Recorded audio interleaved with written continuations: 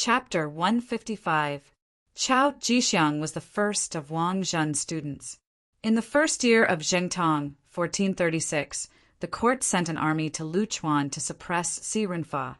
Chao Jixiang served as an army supervisor. In the ninth year of Zhengtong, 1444, Chao Jixiang participated in a punitive expedition against Wulianga. Together with Duke Cheng Zhuyong and eunuch Lu Yong, he sent out troops. In the 13th year of Zhengtong, 1448, he went to Fujian with Marquis Ningyang Qinmao to suppress the peasant uprising led by Deng Maoqi. He supervised firearms with eunuch Wang Jin.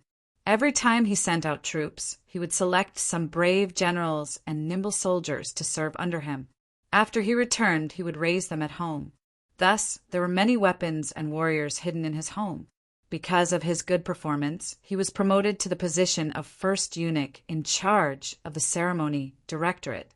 In name, he held the right to mobilize the brocade guard in the East faction. However, this was only in name. In reality, regardless of whether it was during Wang Zhen's reign or Jin Ying's current reign, he was only in name. The only people he could mobilize were the 500 warriors hidden in his home. When this eunuch, who was nominally in charge of the brocade guard, heard the news of a large mobilization, he immediately sent people to investigate. He had always been very honest. Even though everyone knew that he was Wang Zhen's man, Jining did not immediately act against him. However, this did not mean that he was honest. He just lacked an opportunity to rise up. This powerful eunuch of the Ming dynasty in history, who had even participated in a rebellion, finally felt restless. Seeing that Jining had sucked up to Zhu Qiyu and become a powerful eunuch, Chao Jixiang did not immediately act. Instead, he waited. In his eyes, the situation in the court was not very clear. At the very least, the wall of people who had defeated Zhu Qijin were a big threat. Before they were defeated, no decision could be considered completely correct. Since he could become a powerful eunuch, he had to be very scheming. It was during this period of waiting that things changed. He learned from his trusted aide that Ingzong might still be alive and that he had chosen Yang Qindong as the vanguard to return to the army.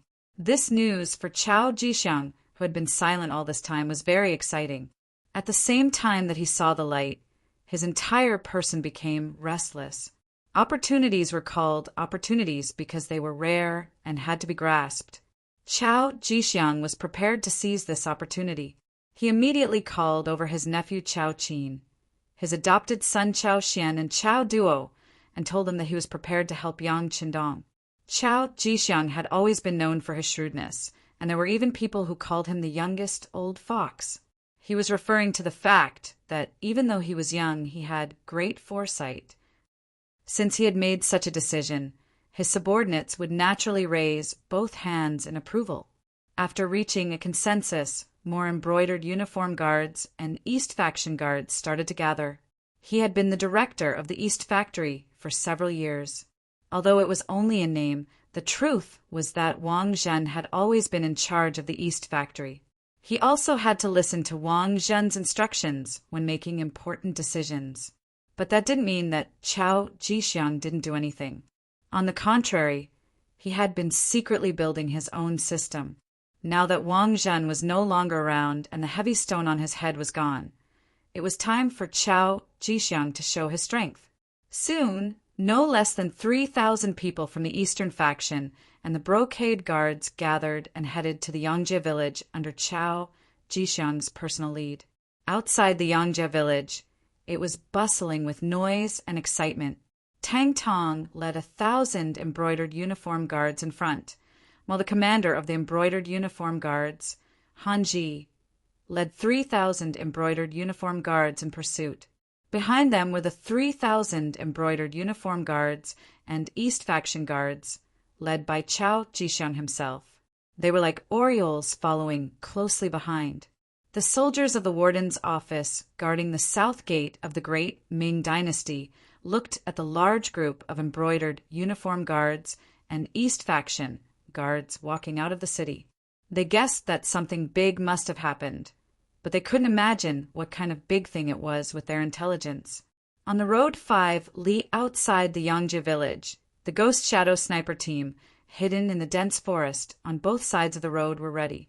They were waiting for the enemy to arrive and give them a thunderous blow. This place would become the place for them to show their fangs once again.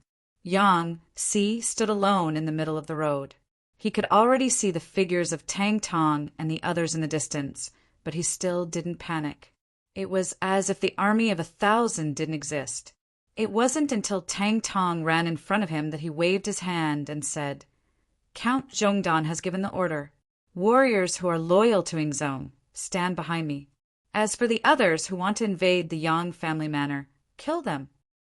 Yang Si's voice wasn't very loud, but it had a kind of deterrent force. Tang Tong and the others consciously stood behind him and formed a formation. Just as they finished doing this, a group of people came from the distance. They were all wearing flying robes and holding embroidered spring sabers. Their faces were murderous. "Stop right there." When Yang Si saw that the distance between him and the embroidered uniform guards was already about 60 paces, he suddenly let out a loud roar. The sound of his roar rang out, causing Han Ji-hsien, who was leading the charge, to involuntarily rein in his horse and stop. "Who are you? You dare to block the path of my embroidered uniform guards. Do you know that you have committed a capital offense?" Han Ji's eyes were full of murderous intent as he glared at Yang Si. "In front of us is the private manor of Count Zhongdan. No one is allowed to enter without permission. Otherwise, it is a capital offense. I want to ask you, how many heads do you have? Are you tired of living?" Facing the angry Han Ji, Yang Si responded with a sneer. His eyes were full of contempt and disdain. When Han Ji saw Yang Si's imposing manner, he, who was originally filled with anger, immediately turned hostile. "Brat, I am now under Eunuch Jin's orders to capture these traitorous remnants of the embroidered uniform guard. If you know what's good for you, dismount from your horse and kneel on the ground and beg for surrender. Otherwise, don't blame this official for being merciless." Lightly shaking his head, Yang Si narrowed his eyes into slits and didn't say anything else. The warning had already been issued. If the other parties still insisted on doing things their own way, the Ghost Shadow Sniper Squad would show them what the end of the road was and what despair was. Seeing that Yang Si didn't say anything else, Han Ji's imposing manner couldn't help but rise. He turned his head to the left and right and said, "Go, capture Tang Tong and the leaders of the rebellion. If anyone dares to resist, kill them without mercy and wipe out their families." Yes, a few of the embroidered uniform guards who were swept by Han Ji's gaze immediately puffed out their chests and raised their heads. They rode their horses forward as if they couldn't bear to look at them. At the same time, their right hands pressed on the embroidered spring sabers at their waists. They looked like they would kill anyone who dared to resist. Puff, puff, puff. The snipers with silencers opened fire under Bai's command. Without the slightest movement, for embroidered uniform guards who were riding forward fell from their horses. When they landed on the ground, each of them widened their eyes. Their faces were filled with unwillingness and confusion. The 4 officers of the embroidered uniform guard were suddenly killed on the spot without any warning. This frightened the others. For a moment, the embroidered uniform guards who were advancing stopped in their tracks. They looked around as if they were looking for something. There's no need to look. If anyone is looking, I guarantee that the next one to die will be him.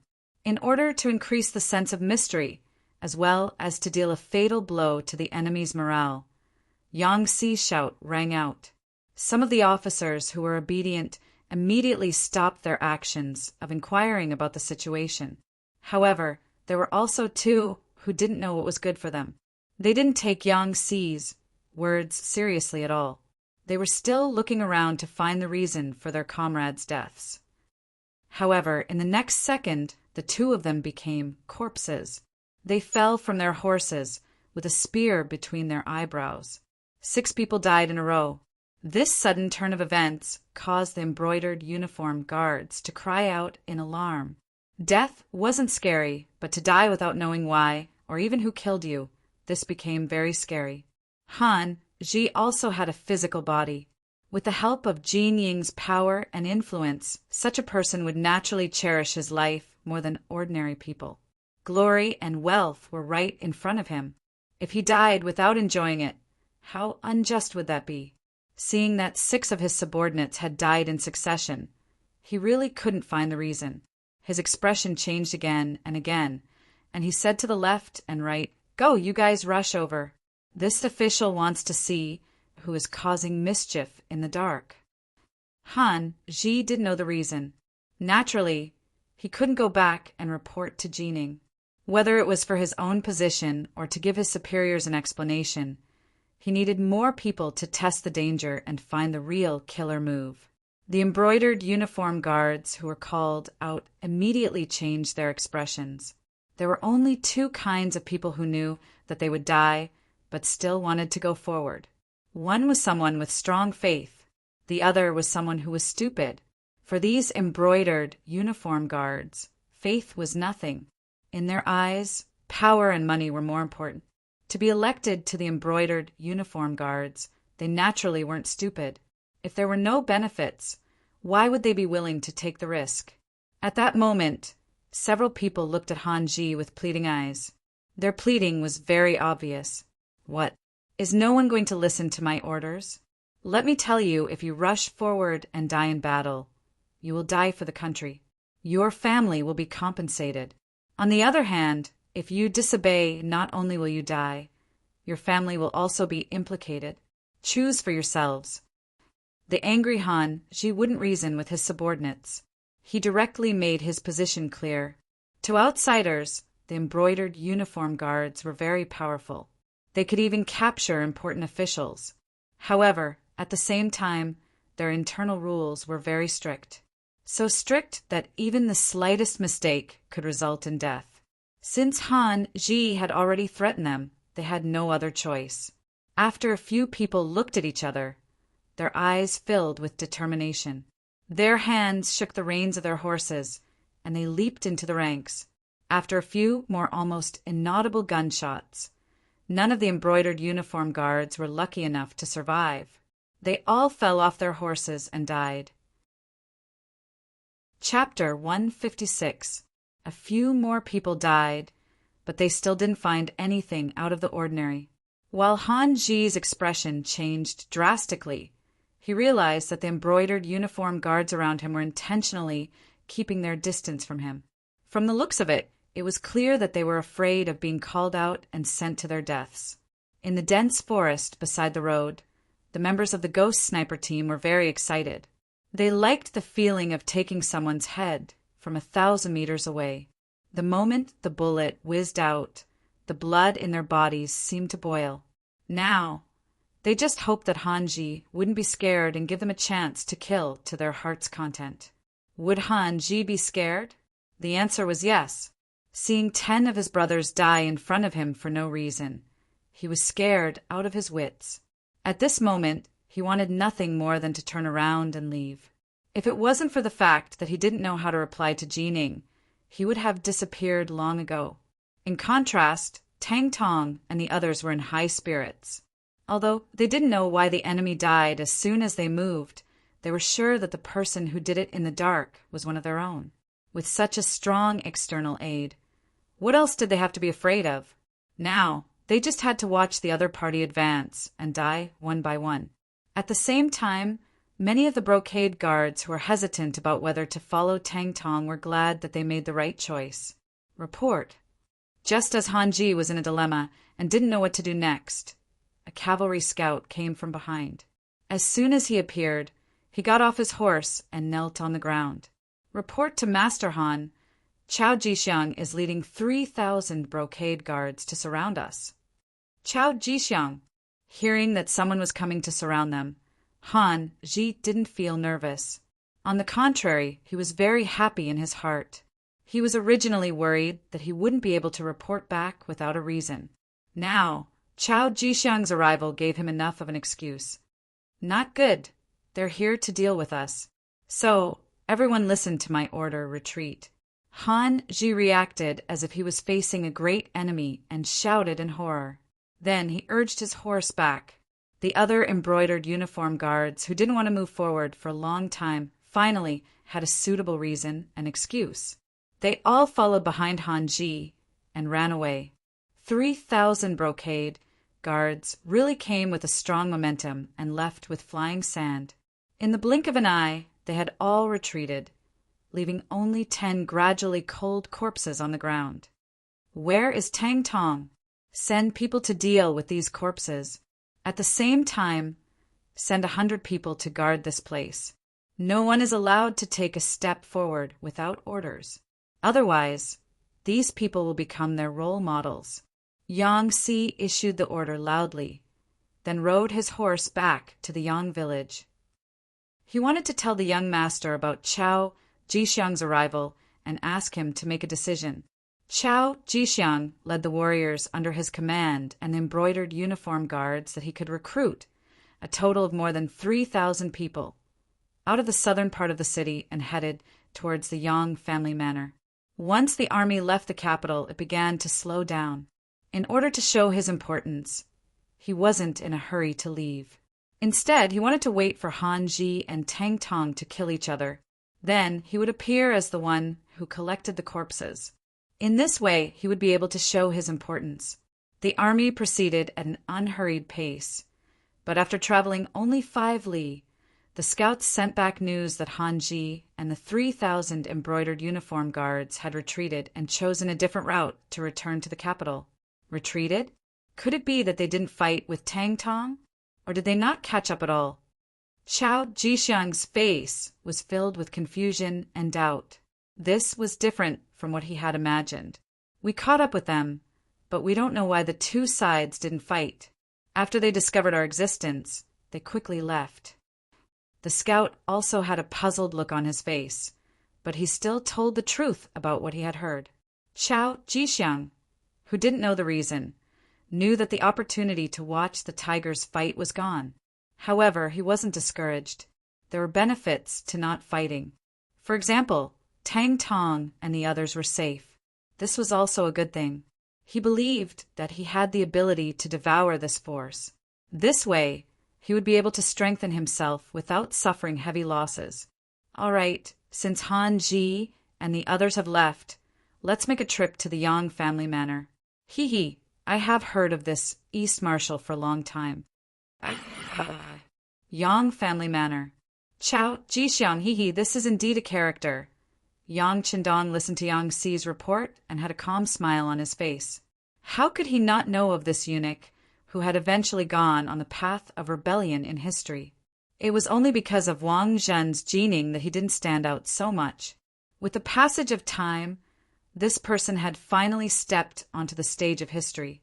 Based on his performance, he had even had the opportunity to shine earlier than in history.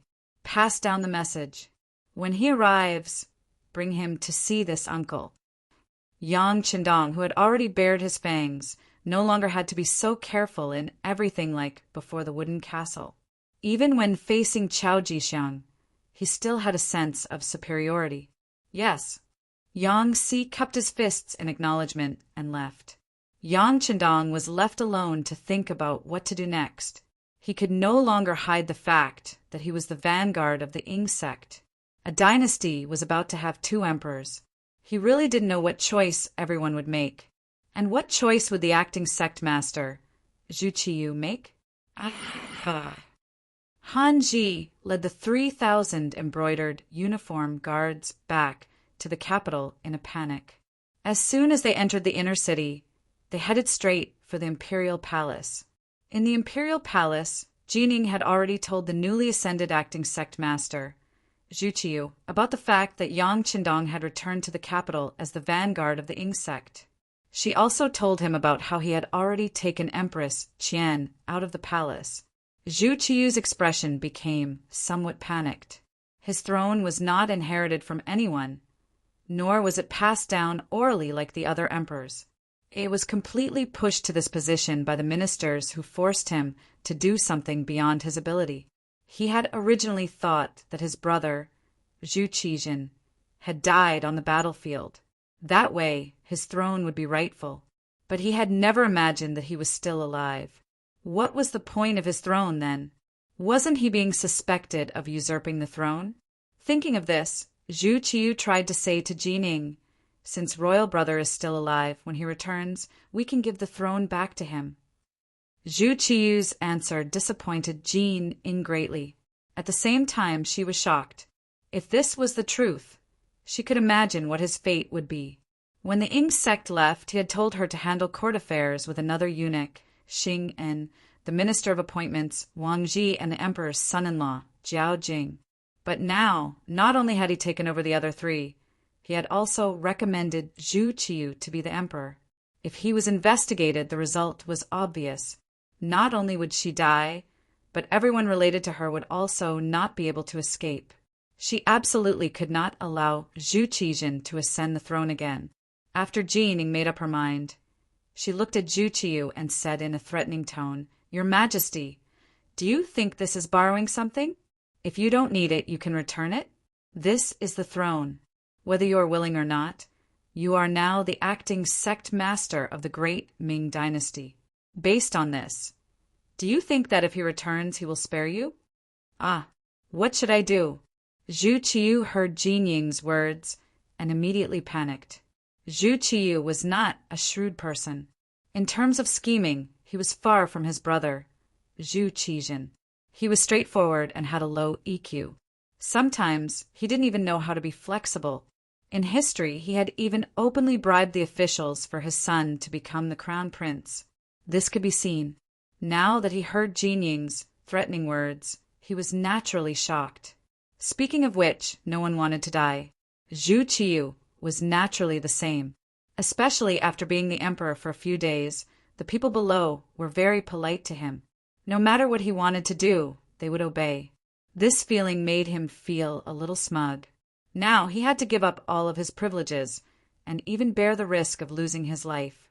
If it were anyone else, they would be afraid and reluctant to do so. Jining saw that Zhu Qiyu was a little scared and knew that her words had worked. While she was happy, she spoke her opinion and meaning. "Your Majesty, no matter how you obtain the throne, there is no doubt that it is legitimate. You were recommended by the officials and approved by Empress Dowager Sunday.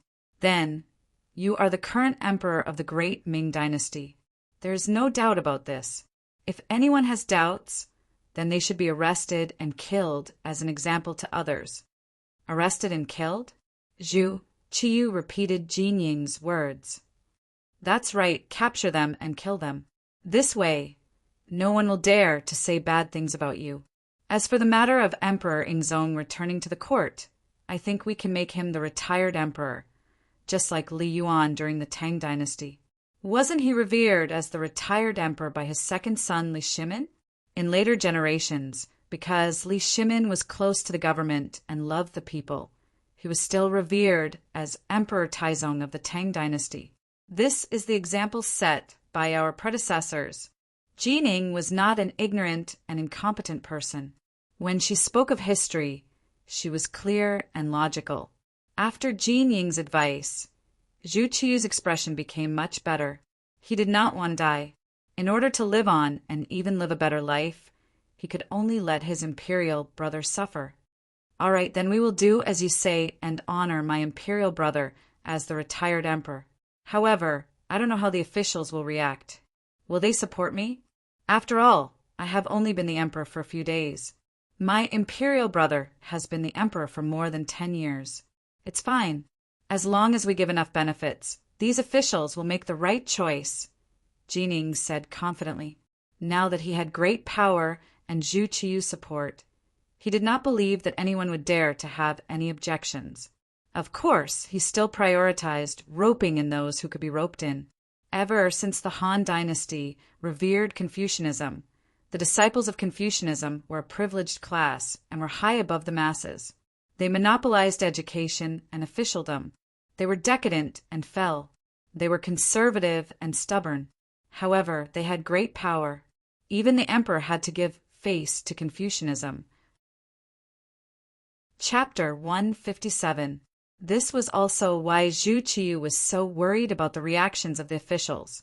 The power they represented was often greater than that of the imperial power. Ming naturally understood this principle, but it was precisely because he knew the reason that he was even more confident that as long as he gave them enough benefits, he would have no need to worry about the support of these officials. And among these ministers, there was one person who was very important, and that was Yang Qindong. Since Zhu Qiyu had sent him back as the vanguard, this meant that he was trusted. If he could also support Zhu Qiyu's claim to be the rightful emperor, Zhu Qiyu would truly be unable to make a comeback. After deciding on a plan with the emperor, Ming left the main hall and ran into the embroidered uniform guard commander Han Ji, who was like an ant on a hot pan.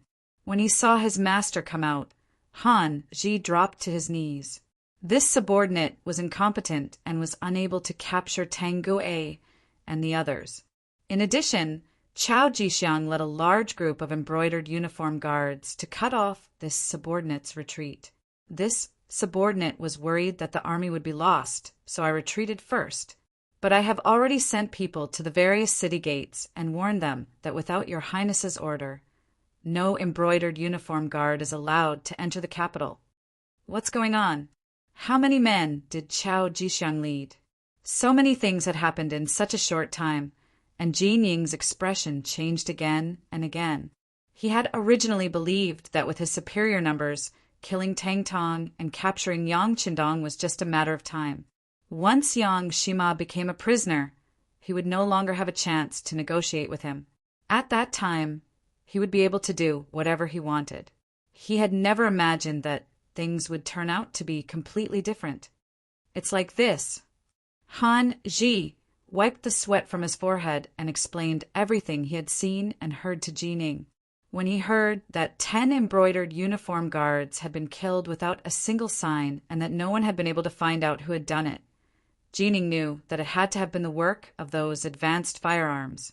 He also understood that the report that Qian Sengbao had taken the Yang clan and was searching for firearms was false. By the time he had received the news, Qian Sengbao had probably already been dead. It seemed that the Yang clan truly could not be underestimated. With the advanced firearms, the Yangjie village was already impregnable. Now that they had Chao Jixiang's support, it was likely that they would become powerful. It seemed that this Yang Shima was really difficult to deal with. It would be impossible to defeat him without spending a bit of capital. All right, I got it. How about this? I will immediately report this matter to His Majesty. You lead the embroidered uniform guards and wait for my orders. After Ming finished speaking, she turned around and walked towards the main hall of the palace. She found Zhu Qiyu again. My dear minister, is there something wrong? Seeing Ming appear, for some reason, Zhu Qiyu felt a burst of panic in his heart. Your Majesty, things are indeed a little unexpected. That Yang Qindong, who has just conferred the title of Loyal and Courageous Count by Ingzong, has a very powerful firearm in his hands. It can easily take a person's life within a few hundred steps. Just now, 10 embroidered uniform guards died in the hands of this firearm. As soon as Ming saw Zhu Qiyu, she made the situation sound very serious. If she didn't do that, she wouldn't be able to get his attention, and it wouldn't be easy to talk about the following conditions. There's such a thing? What should we do? Zhu Qiyu started to panic again. He really didn't expect that he would be so nervous as emperor. Don't worry, I'll say the same thing. Your Majesty, as long as we give the loyal and courageous count enough benefits, it will be very easy for him to recognize you as emperor. Now, it's up to us to see how much capital we can spend, Ming asked tentatively. Although he said that he had great power now, when it came to conferring titles, it wasn't something that a powerful official like him could decide. All right, as long as he's willing to recognize me as emperor, I'll confer him a high official. My dear minister, what do you think will satisfy him? In order to become emperor, Zhu Qiyu's life would no longer be threatened. At this moment, he was also willing to spend a lot of capital. With Zhu Qiyu's attitude, Ming breathed a sigh of relief. Your Majesty, since Ingzong can confer him the title of Count, why can't we confer him the title of Marquis? As long as we show enough importance, I'm sure that Yang Qindong will be indescribably grateful. At that time, he'll naturally follow your lead. When that time comes, Ingzong will really have no one to rely on. Confer the title of Marquis? That's fine. I'll leave this matter to you, my dear minister. Zhu Qiu only hesitated for a moment before agreeing. Although there was a saying in the great Ming dynasty that one couldn't be conferred a title without military merit, since imperial brother Zhu Qizhen had already conferred the title of count, it shouldn't be too much for him to promote him. On the official road 5 li away from Yang Manor, Chao Jixiang rushed over with his army of 3,000. What he saw was a man dressed as a servant riding on a tall horse blocking the road. Behind him were 100 embroidered uniformed guards wearing flying fish robes. The formation was placed in front of him, but it was completely unwelcoming. There wasn't the slightest bit of welcome. This caused Chao Jixiang to be dissatisfied. His nephew, Chao Exan, was flustered and exasperated as he shouted, "What are you doing? Don't you recognize Lord Chao?" During Wang Zhen's reign, Chao Jixiang was the first eunuch in charge of the ceremony directorate. In name, he was in charge of the Eastern faction and the embroidered uniform guards. His subordinates naturally recognized him. However, after witnessing Han Ji's defeat, they were filled with confidence in their loyalty. Even if their immediate superior appeared, no one would feel afraid. Chao Exen roared, only to be met with silence. After a while, seeing that no one spoke, Yang Si chuckled and said, "What's wrong? Brother, are you trying to scare someone?" F***CK, who are you? Chao Xian felt that he had lost face. He pulled out his embroidered spring saber and pointed it at Yang Si. The threat was obvious. Is no one going to take care of you spouting shit? Yang Si's expression also darkened. He looked at the leader, Chao Jixiang, implying that his subordinate was speaking rudely, but as the master, he was not going to take care of him? Facing Yang Si's gaze, Chao Jixiang acted as if he did not see it. He raised his head slightly and looked at the sky above, as if he was sighing about the good weather today. Ding! A crisp and deafening sound suddenly rang out. The embroidered spring saber that was pulled out was struck by the spear and fell to the ground. Chao Xian, who was holding the saber, also staggered and almost fell off the horse. Who is it? The sudden change caused all the embroidered uniform guards to be extremely alarmed. The foster sons of Chao Xian and Chao Duo even stood on the left and right of Chao Jixiang, and they looked around with the intention of clearly seeing where the threat came from. There's no need to look. If I want your little lives, it is merely a matter of raising my hand. The corner of Yang Si's mouth curled as he coldly snorted when he saw Chao Jixiang and the rest acting as if they were facing a great enemy. When his voice fell, it also attracted the laughter of the 100 embroidered uniform guards behind him, including Tang Tong. The mocking laughter entered Chao Xian's ears, causing his face to flush red. He felt that he had lost all face. In a fit of anger, he wanted to charge forward. However, he had just taken a step forward when the war horse under him was suddenly startled. It then fell to the ground with a plop. Chao Xian, who was unprepared, was thrown to the ground. When he fell off the horse, he rolled a few times. His body was covered in dust, and his face was pale as he stood foolishly on the spot. Do you see? If I wanted to take your life, you would have been a dead man just now.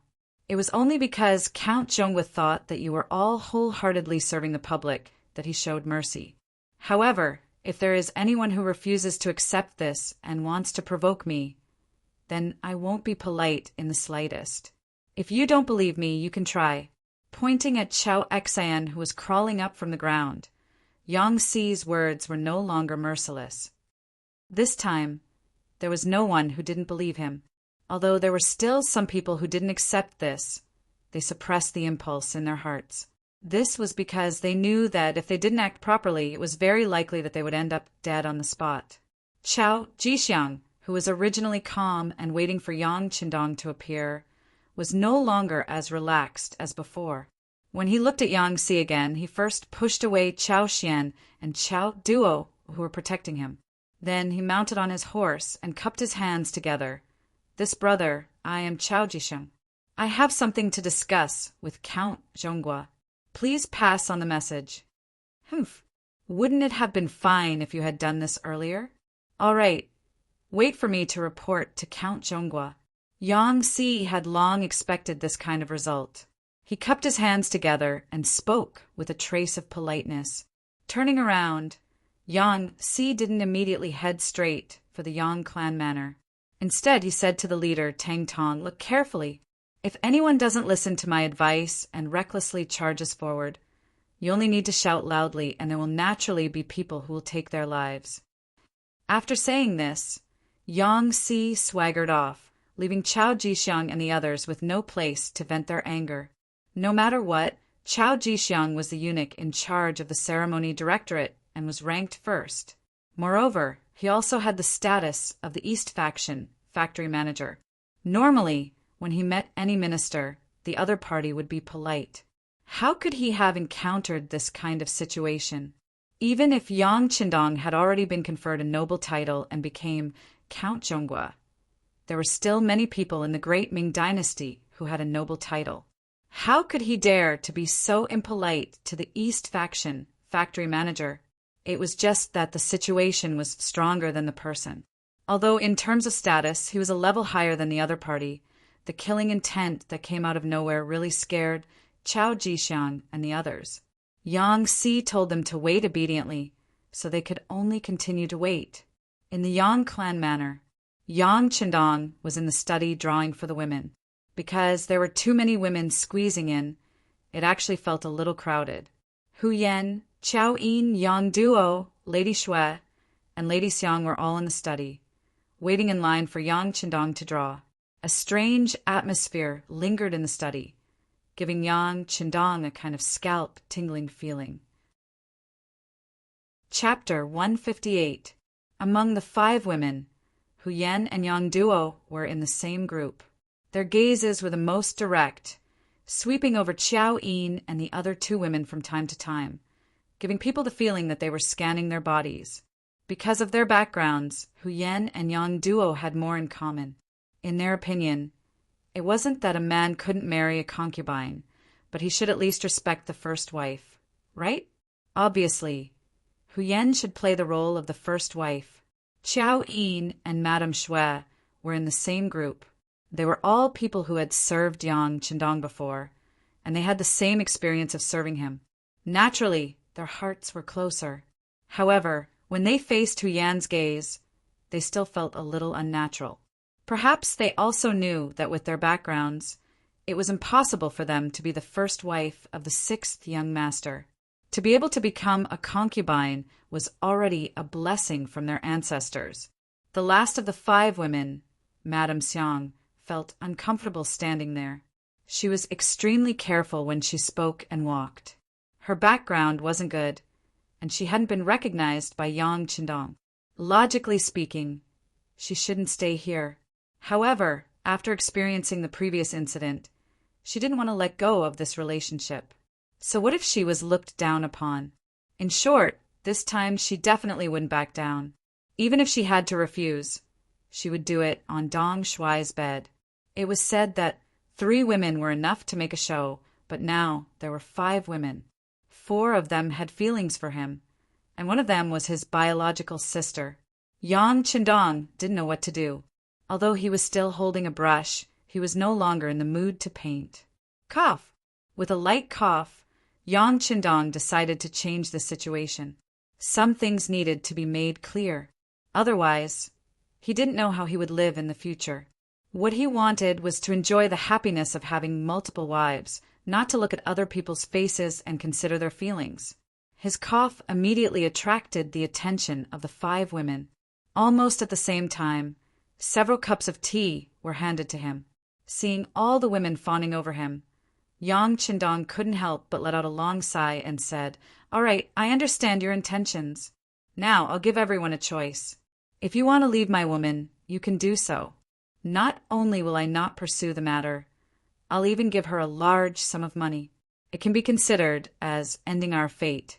That's right, seventh sister, can you leave first? Yang Qindong's intention was to discuss, but his tone was extremely firm. This caused seventh sister Yang Duo, who originally wanted to stay here to watch the show, to feel a chill run down her spine. She actually involuntarily agreed and then left the study. After Yang Duo left, the four women left behind all liked Yang Qindong, and Dong Shuai also liked them. At this moment, the five of them were staring at each other, but none of them moved. All right, since no one wants to leave, then this young master has to say some rules. Yang Qindong began to set the family rules. As the saying goes, nothing can be accomplished without rules. If he didn't make things clear in advance, if something happened in the future, it wouldn't be easy to come up with a solution. Since you've chosen to be Yang Qindong's woman, then the first thing you need to do is not to be jealous. If anyone can't accept this, then you can also leave now. My promise just now still counts. As he spoke, Yang Qindong's gaze fell on the four women one by one. After seeing that the four women didn't have any reaction, Yang Qindong said, "Then it can be considered that you've agreed. From now on, if anyone takes any extreme actions because of jealousy, then sorry, the result will be that you'll be kicked out of the Yang family village and never allowed to take a step back. Second, after becoming my woman, you need to pay attention to unity, because you'll be sisters in the future if you get along well. This young master will naturally be happy. If I have to see you use all kinds of methods to fight, then I'll be very unhappy. The result will also be that I'll be kicked out of the Yang family and never allowed to enter again. Third, you can have your own business. As long as you're willing to do it, this young master will support you and provide you with enough money. I'll also send people to protect you. In other words, I'll give you enough freedom. But there's one thing. You're not allowed to be with other men behind my back. If I find out, it won't be as simple as kicking you out of the Yang family. This is my bottom line, and I hope you'll remember it in your hearts. Fourth, as long as it's money you earn, you can spend it however you want. I won't ask. Even if it's not earned by you, you can spend it if it's my money and I won't ask. But if anyone wants to scheme against my money, use it to do bad things, or even support those who oppose me, then I'm sorry, the consequences are not something you can imagine or even bear. Fifth, after becoming my woman, you don't need to care too much about status. I'll treat you equally. As for how you'll call each other sisters, that's up to you. I won't interfere in these matters. But I also don't want anyone to bully the weak and think that they're better than others. That's something I won't allow. All right, that's all for the above 5 points. I've finished my requests. If you have any other requests, you can raise them now. But after today, once I walk out of the study, don't talk about it casually in private. Do you understand? Yang Qindong pretended to have a cold face as he raised the 5 requests. Then his face turned from gloomy to sunny and was full of smiles. When it came to feelings, Yang Qindong had to admit that he was a little selfish. For women, it could be said that each had her own merits. He didn't want to let go of any of them, but he also didn't want to hurt any of them, so he had to say the ugly words first. Yang Qindong changed from a cold face to a smiling face, causing the 4 women to feel relieved. Then they began to express their opinions one by one. The first to speak was Huyen. Although none of the women said anything, everyone knew that Huyen was very likely to become Yang Qindong's wife in terms of background and knowledge. This was determined by the environment, and it was very difficult for Yang Qindong to change it. Not to mention, Huyen knew that Yang Qindong was likely to have an accident, but she still came to Yang Qindong and claimed to be the daughter-in-law of the Yang family. Just this point alone was not comparable to ordinary women. If she became the first wife, others would not have any objection. Huyen was the first to stand up. Her eyes fell on Yang Qindong, and she said with shyness, "I abide by the 5 requirements of Dong Shuai. At the same time, I also have to criticize myself. In fact, I didn't mean to be rude to my sisters. It's all my 7th sister who taught you. Alas, she suffered in the Wang family. She was afraid that you would suffer like this, so she did this. I can understand, but don't do it again. You can't do this in the future. I'm not that Wang Go. By the way, you can call me Lu Lang in the future. Yang Qindong's face was full of smiles. He had already learned from Yang Si and Yang Lu that before he came back, the women got along very well. For such a sudden change, it must be seventh sister who played a role in it. Sure enough, Yang Qindong directly pointed out the problem. Hu Yan blushed and said, I really can't hide anything from Lu Lang. Haha, Lu Lang is a good name. Of course. Only my women are qualified to call me that. Haha, okay. Come over and let Lu Lang hug you. Yang Qindong laughed and ignored Xiao Yin and the other women who wanted to say something. He first put Hu Yan, who was the closest to him, on his lap. Since he had made the request and no one had any objections, there was no need to listen to the attitudes of these women. Wouldn't it be better to see everything through their actions in the future? It was Hu Yan's first time being so close to Yang Qindong, and she immediately blushed. However, when Xiao Yin, Madame Shui, and Madame Shui also came to Yang Qindong's side and huddled together, her shyness quickly disappeared and she blended into the warm atmosphere. Outside the study, Yang Si had been there for a while, but when he saw Miss Seven guarding here and not allowing anyone to enter, he could only stand aside and wait respectfully. It was not until about an hour later that Yang Qindong's voice came from inside. Yang Si, you're back, right? Come in and talk. Yes. Yang Si quickly responded, then lowered his head and entered the study. As soon as he entered, he said without even raising his head, Young Master, the Ghost Shadow sniper team frightened Chao Jixiang. They are now 5 miles away from the manor, waiting for young Master to meet them. Well done. How about this? Let Chao Jixiang enter the manor and allow him to bring 2 embroidered uniformed guards with him. Remember, 2 people at most. If he doesn't want to, he can go back to where he came from. Yang Qindong waved his hand, not treating Chao Jixiang as an important person at all. Understood.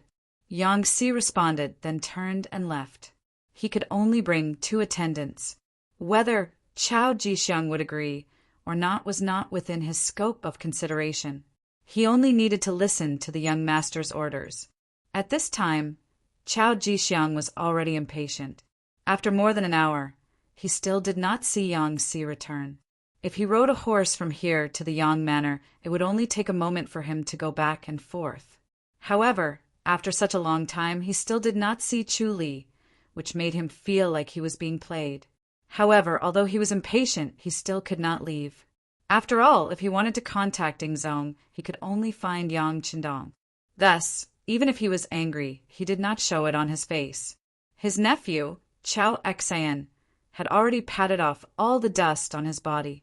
He felt embarrassed as he stared at Tang Tong and the 100 embroidered uniformed guards opposite him. If eyes could kill, Jie and the others would have died many times over. Uncle, why don't we kill our way into the manor and capture Yang Qindong alive? I don't believe that he won't tell us where Ing Zong is. Chao Xian, who wanted to regain his face, saw that Yang Si was not coming back, so he impatiently suggested to Chao Jixiang. Chapter 159. Upon hearing his words, Chao Xian and Chao Duo nodded in agreement. Clearly they had the same thoughts. Charge over. Have you forgotten how you fell off your horse? Chao Jixiang glared at Chao Xian. He had just patted off the dust on his body, yet he had already forgotten about the pain.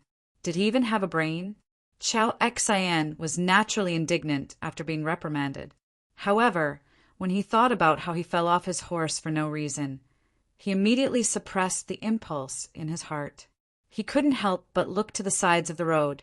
However, there was only dense forest everywhere, and he couldn't see anything out of the ordinary. Time slowly passed. Finally, the sound of horse hooves could be heard. Yang Si arrived on horseback. Chao Jixiang heaved a sigh of relief. However, When he saw that only Yang Si had arrived and that Yang Qindong wasn't with him, he couldn't help but raise his eyebrows. What is the meaning of this? Does he not want to meet me? At this moment, Yang Si arrived before the two armies and stopped in front of Tang Tong and the others. After which, Yang Si announced loudly, "The Count has ordered for eunuch Chow to bring 2 attendants and follow me into the manor for a chat." What? Upon hearing that only 2 people were allowed in, Chow Xian and the others immediately flew into a frenzy. The 2 foster sons, Chow Xian and Chow Duo, even tried to dissuade him. This was a trap, and they hoped that their foster father wouldn't fall for it. At this moment, Chow Jixiang was also furious. This Yang Qindong didn't take him seriously at all. He clearly knew his identity, yet he didn't come out to greet him personally. Instead, he allowed him to bring only 2 attendants into the manor. This was clearly a slap to his face. Of course, Chow Jixiang didn't think that Yang Qindong was trying to harm him. Firstly, there wasn't any conflict of interest between them. Secondly, if Wang Chong really wanted to harm him, all he had to do was use the same method he used on Chow Xian, and he wouldn't be able to avoid it. Being looked down on like this, Chow Jixiang really wanted to turn around and leave in anger. However, if he were to leave, he would really become a barren tree. Putting aside the fact that he wouldn't be able to return to the capital, he wouldn't be able to meet Ingzong either. At that time, he would definitely be labeled as a rebel. Sigh. Forget it. When one is under someone else's roof, one has no choice but to lower one's head. However, Yang Qindong, for humiliating me like this today, this duke will get his revenge sooner or later. Chow Jixiang decided to lower his head. He turned around and pointed to 2 good fighters from the East faction and said, "You 2 come with me. The rest of you stay here. Remember, no matter what happens, no matter how long you wait, stay here obediently. If anyone dares to make a decision on their own, I will not let them off easily when I return." His gaze lingered on the trio for a while before Chow Jixiang tidied up his attire and rode over to Yang Si with his 2 servants. "Brother, please lead the way." "No problem, no problem. Please." Seeing that Tang Tong was being polite, Yang Si naturally returned the greeting. Then, the 4 of them walked past Tang Tong and the others, heading straight to the Yang clan manor. Not long after Chow Jixiang left, another team arrived behind his team. The leaders were Jin Ing, Han Ji, and the others. Jin Ing seemed to cherish her life. She had brought 3,000 men with her this time. Although both sides were embroidered uniform guards, in reality, they belonged to 2 different camps. The moment they met, an atmosphere of mutual hostility filled the air. "Do not attack without orders. I am here to pay my respects to Count Zhongdan. Please make way." Jining walked at the front. On her left and right were the martial arts experts from the East faction. This was to ensure that if anyone tried to harm her, she could react immediately. Since Jining did not take the initiative to attack, Chow Jixiang and the others naturally would not look for trouble. Everyone was wary of each other and allowed them to come before the 2 armies. With Yang Si gone, Tang Tong became the person in charge and was pushed forward. The moment he stepped forward, his aura was greatly reduced in front of Jining. He actually cupped his fists and bowed, saying, "Greetings, eunuch Jin. Oh, I remember you. You are Tang Tong, Chinhu of the embroidered uniform guards, right? Haha, how about this? I will have to trouble you to inform him that I have something important to discuss with Count Zhongdan." Jin Ying's face was full of smiles, as if she and Tang Tong were old acquaintances.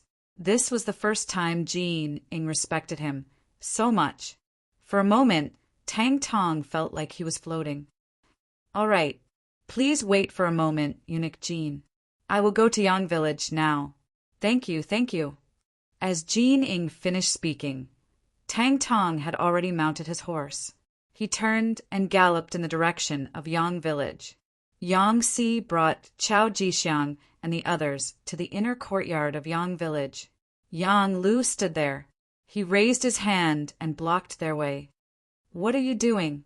Yang Lu's action caused one of the embroidered uniform guards to draw his spring embroidered knife. But just as he drew his steel knife, he felt pain in his arm. Blood splattered.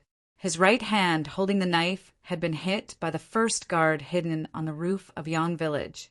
The steel knife fell to the ground. The guard's pained cry rang out. "You have 3 breaths time to shut up. Otherwise, the next hit won't be your arm, but your head."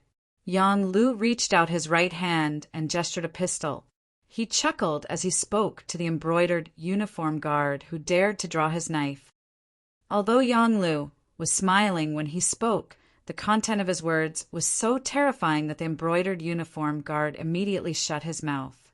He allowed the pain to break out in a cold sweat. He didn't dare to make the slightest sound. That's more like it. Our count doesn't like to see people using weapons. So, it's best that you cooperate with the inspection. Come, raise your arms and take out your weapons.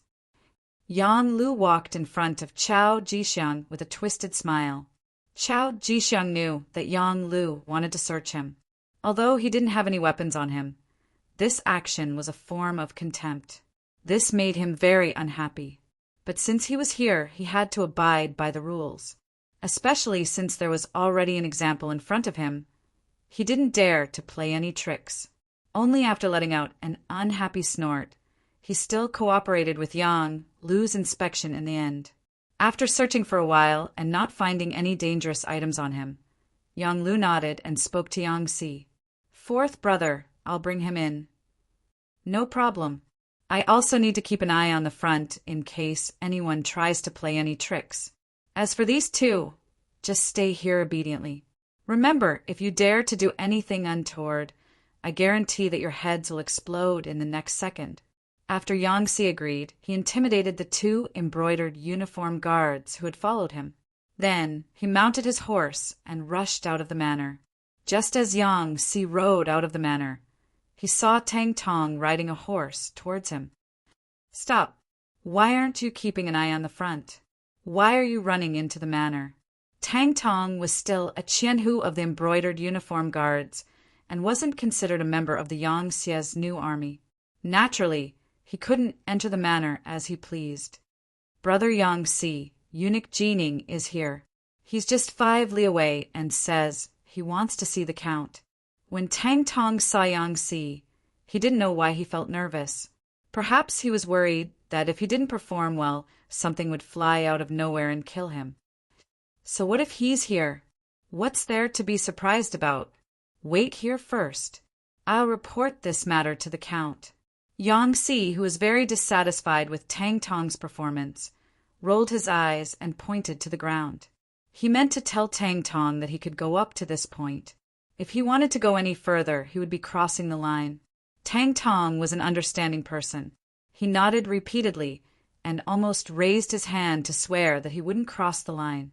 Not far from the 2 of them, outside the Yang Manor, 900 embroidered uniform guards were eating with pots and pots.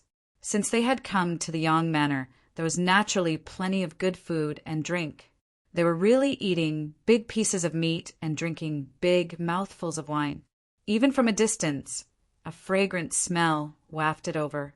This was the rule of the Yang Manor. As long as you weren't a member of the Yang Manor, no matter what your status was, you couldn't stay here without permission. This rule came into effect after Yang Qindong returned. In the side hall of the Yang family manor, Chao Jixiang saw Yang Qindong, who was dressed in green. Just like before the battle, he was wearing the most ordinary green clothes. When Yang Qindong walked out under the protection of Tiger's Mane, Chao Jixiang hurriedly stood up and said respectfully with a smile, "Greetings, Count Zhongdan." "Eunuch Chao is too polite. Take a seat." Casually pointing to a chair, Yang Qindong sat down at the head of the table with a smile on his face. When Yang Qindong sat down, Chao Jixiang slowly sat down, giving off a feeling that he was following the rules. But the more he acted like this, the more Yang Qindong felt that this person wasn't simple, and the more cautious he became. After both parties sat down, Yang Qindong took the initiative to speak. I believe eunuch Chow is here to ask about Ingzong's whereabouts. He. This count can tell you that the emperor is fine. He eats well and sleeps well. He is on his way to the capital. It's just that, hearing that Ingzong was fine, Chao Jixiang's face revealed a happy smile. Daizong had already put Jining in an important position, so it was impossible for him to put him in an important position. But with Ingzong, if Wang Zhen died, he would have a chance to be promoted. But after hearing Yang Qindong's words, his originally smiling face became tense. But what does Count Zhongdan mean by just that? Sigh. With a long sigh, Yang Qindong pretended to bemoan the state of the universe and the fate of mankind, and said, "But now that there is an emperor in the capital, I really don't know what will happen to Ingzong when he returns."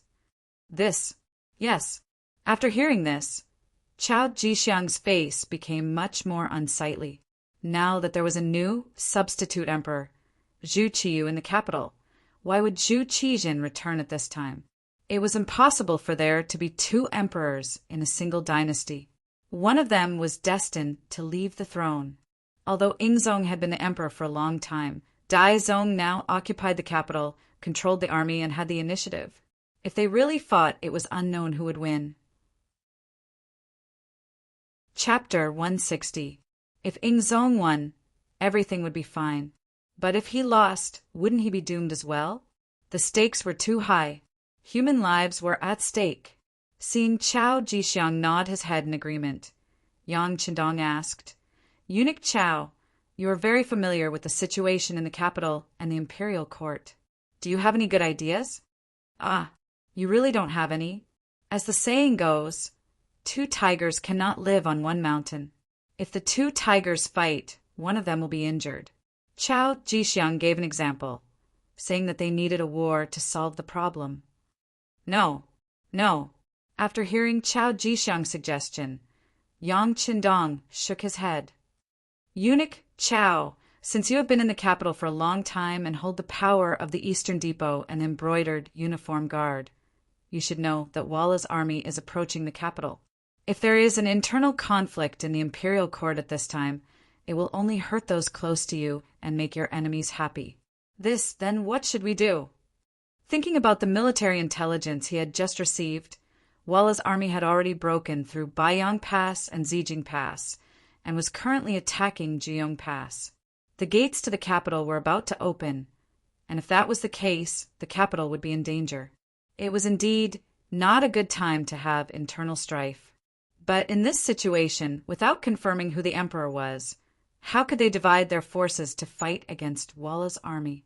Just as Chao Jixiang's face was filled with worry, Yang Si rushed in from outside. The moment he entered the hall, he knelt on the ground and respectfully said to Yang Qindong, "Young master, eunuch Jining is here. He is waiting for you 5 li outside the Yang residence." "Oh, so fast. Haha, please." After hearing this, Yang Qindong was not surprised at all.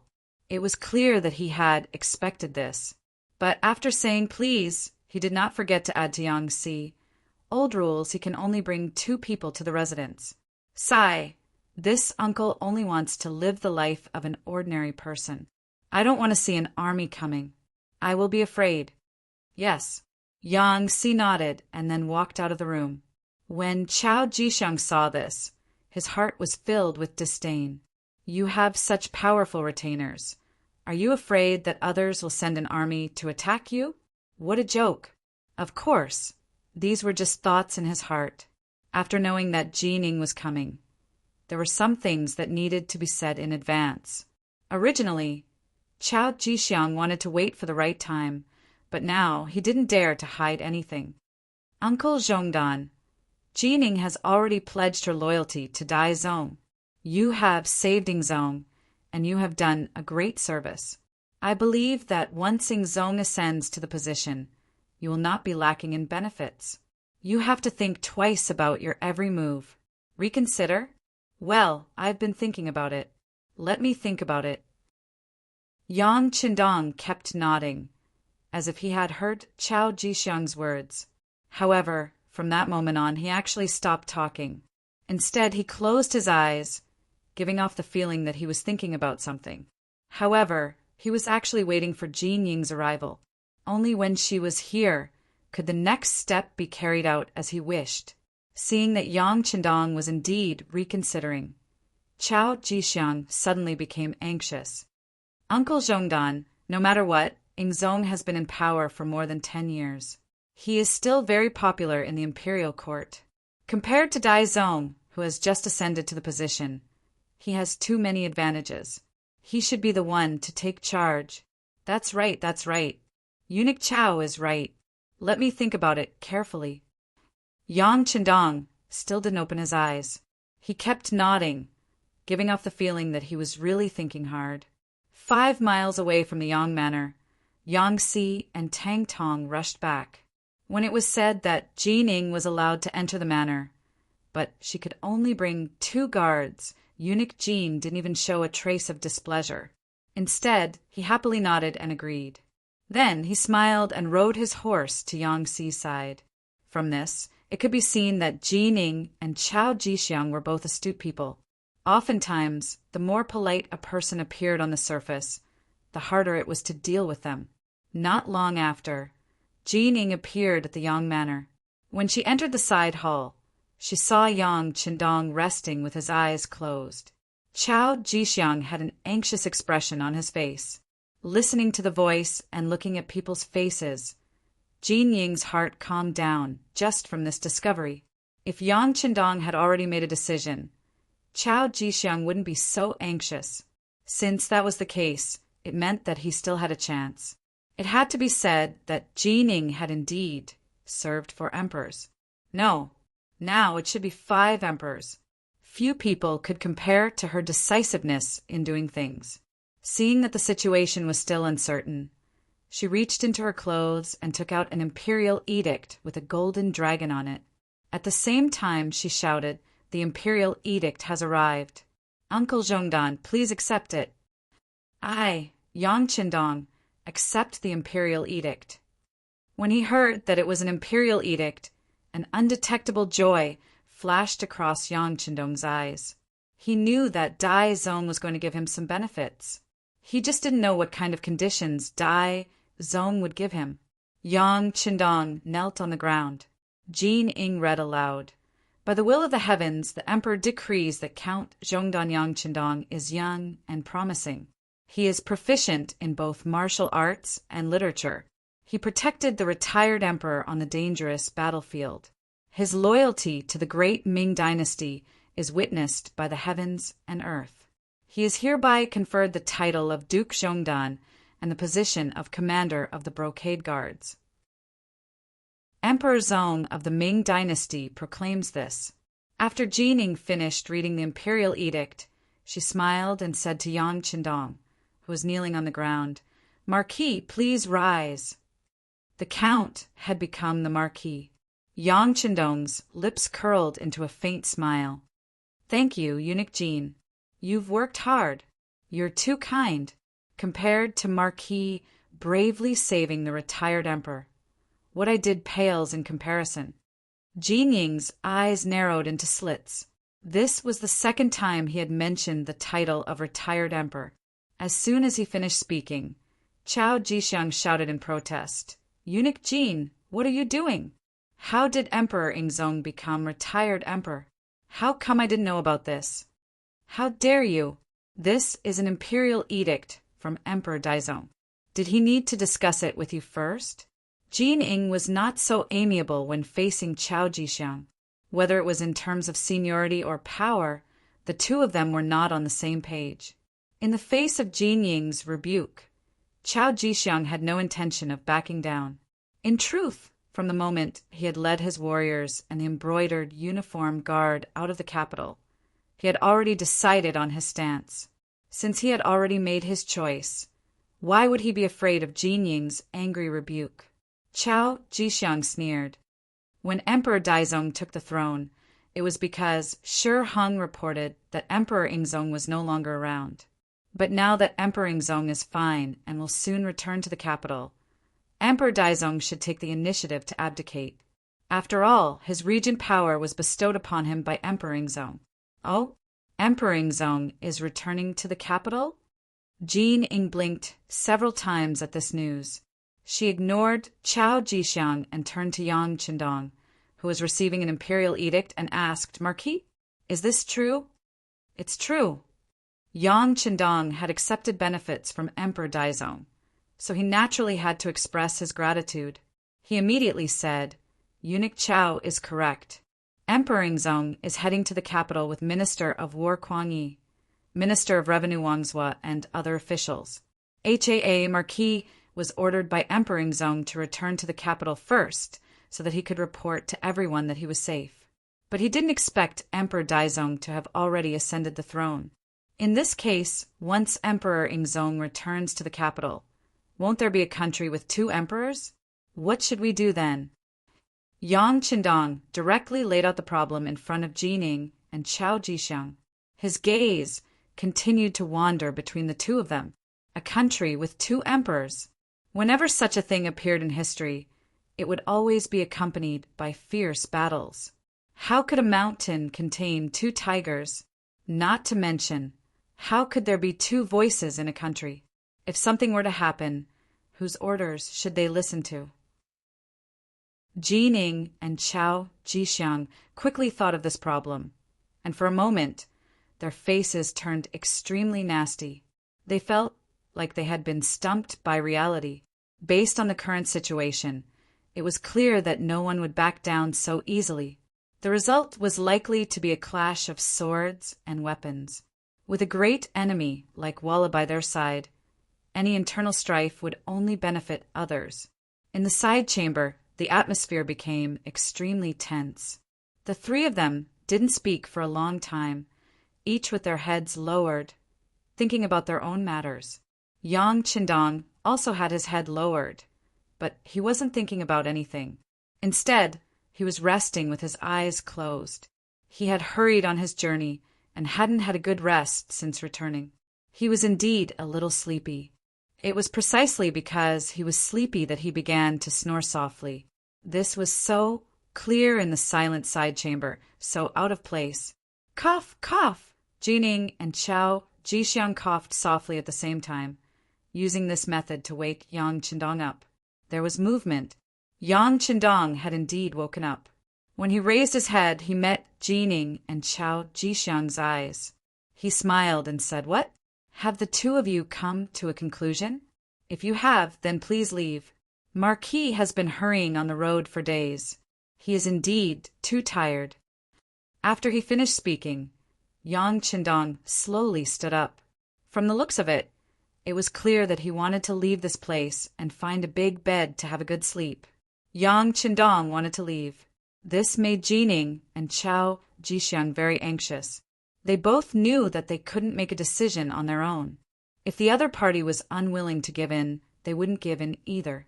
In the end, they would only meet in battle. This was an outcome that neither of them wanted to see, because no one could guarantee that they would be the victor. After thinking about it, he still needed Yang Qindong to be a partner or middleman to give a balanced and reasonable way to deal with it. Since that was the case, how could they let him leave? At that moment, the two of them blocked Yang Qindong's path. Marquis, we can't come to a conclusion. Can you please show us the way? Chapter 161. You want me to lead the way? You trust Marquis that much? Yang Qindong was already familiar with his current identity. He spoke without missing the word ho. Jining and Chao Jixiang were not displeased at all. On the contrary, they both nodded solemnly with serious expressions. If that's the case, then Marquis will say a few words. As he spoke, Yang Qindong returned to his seat at the head of the table. All right.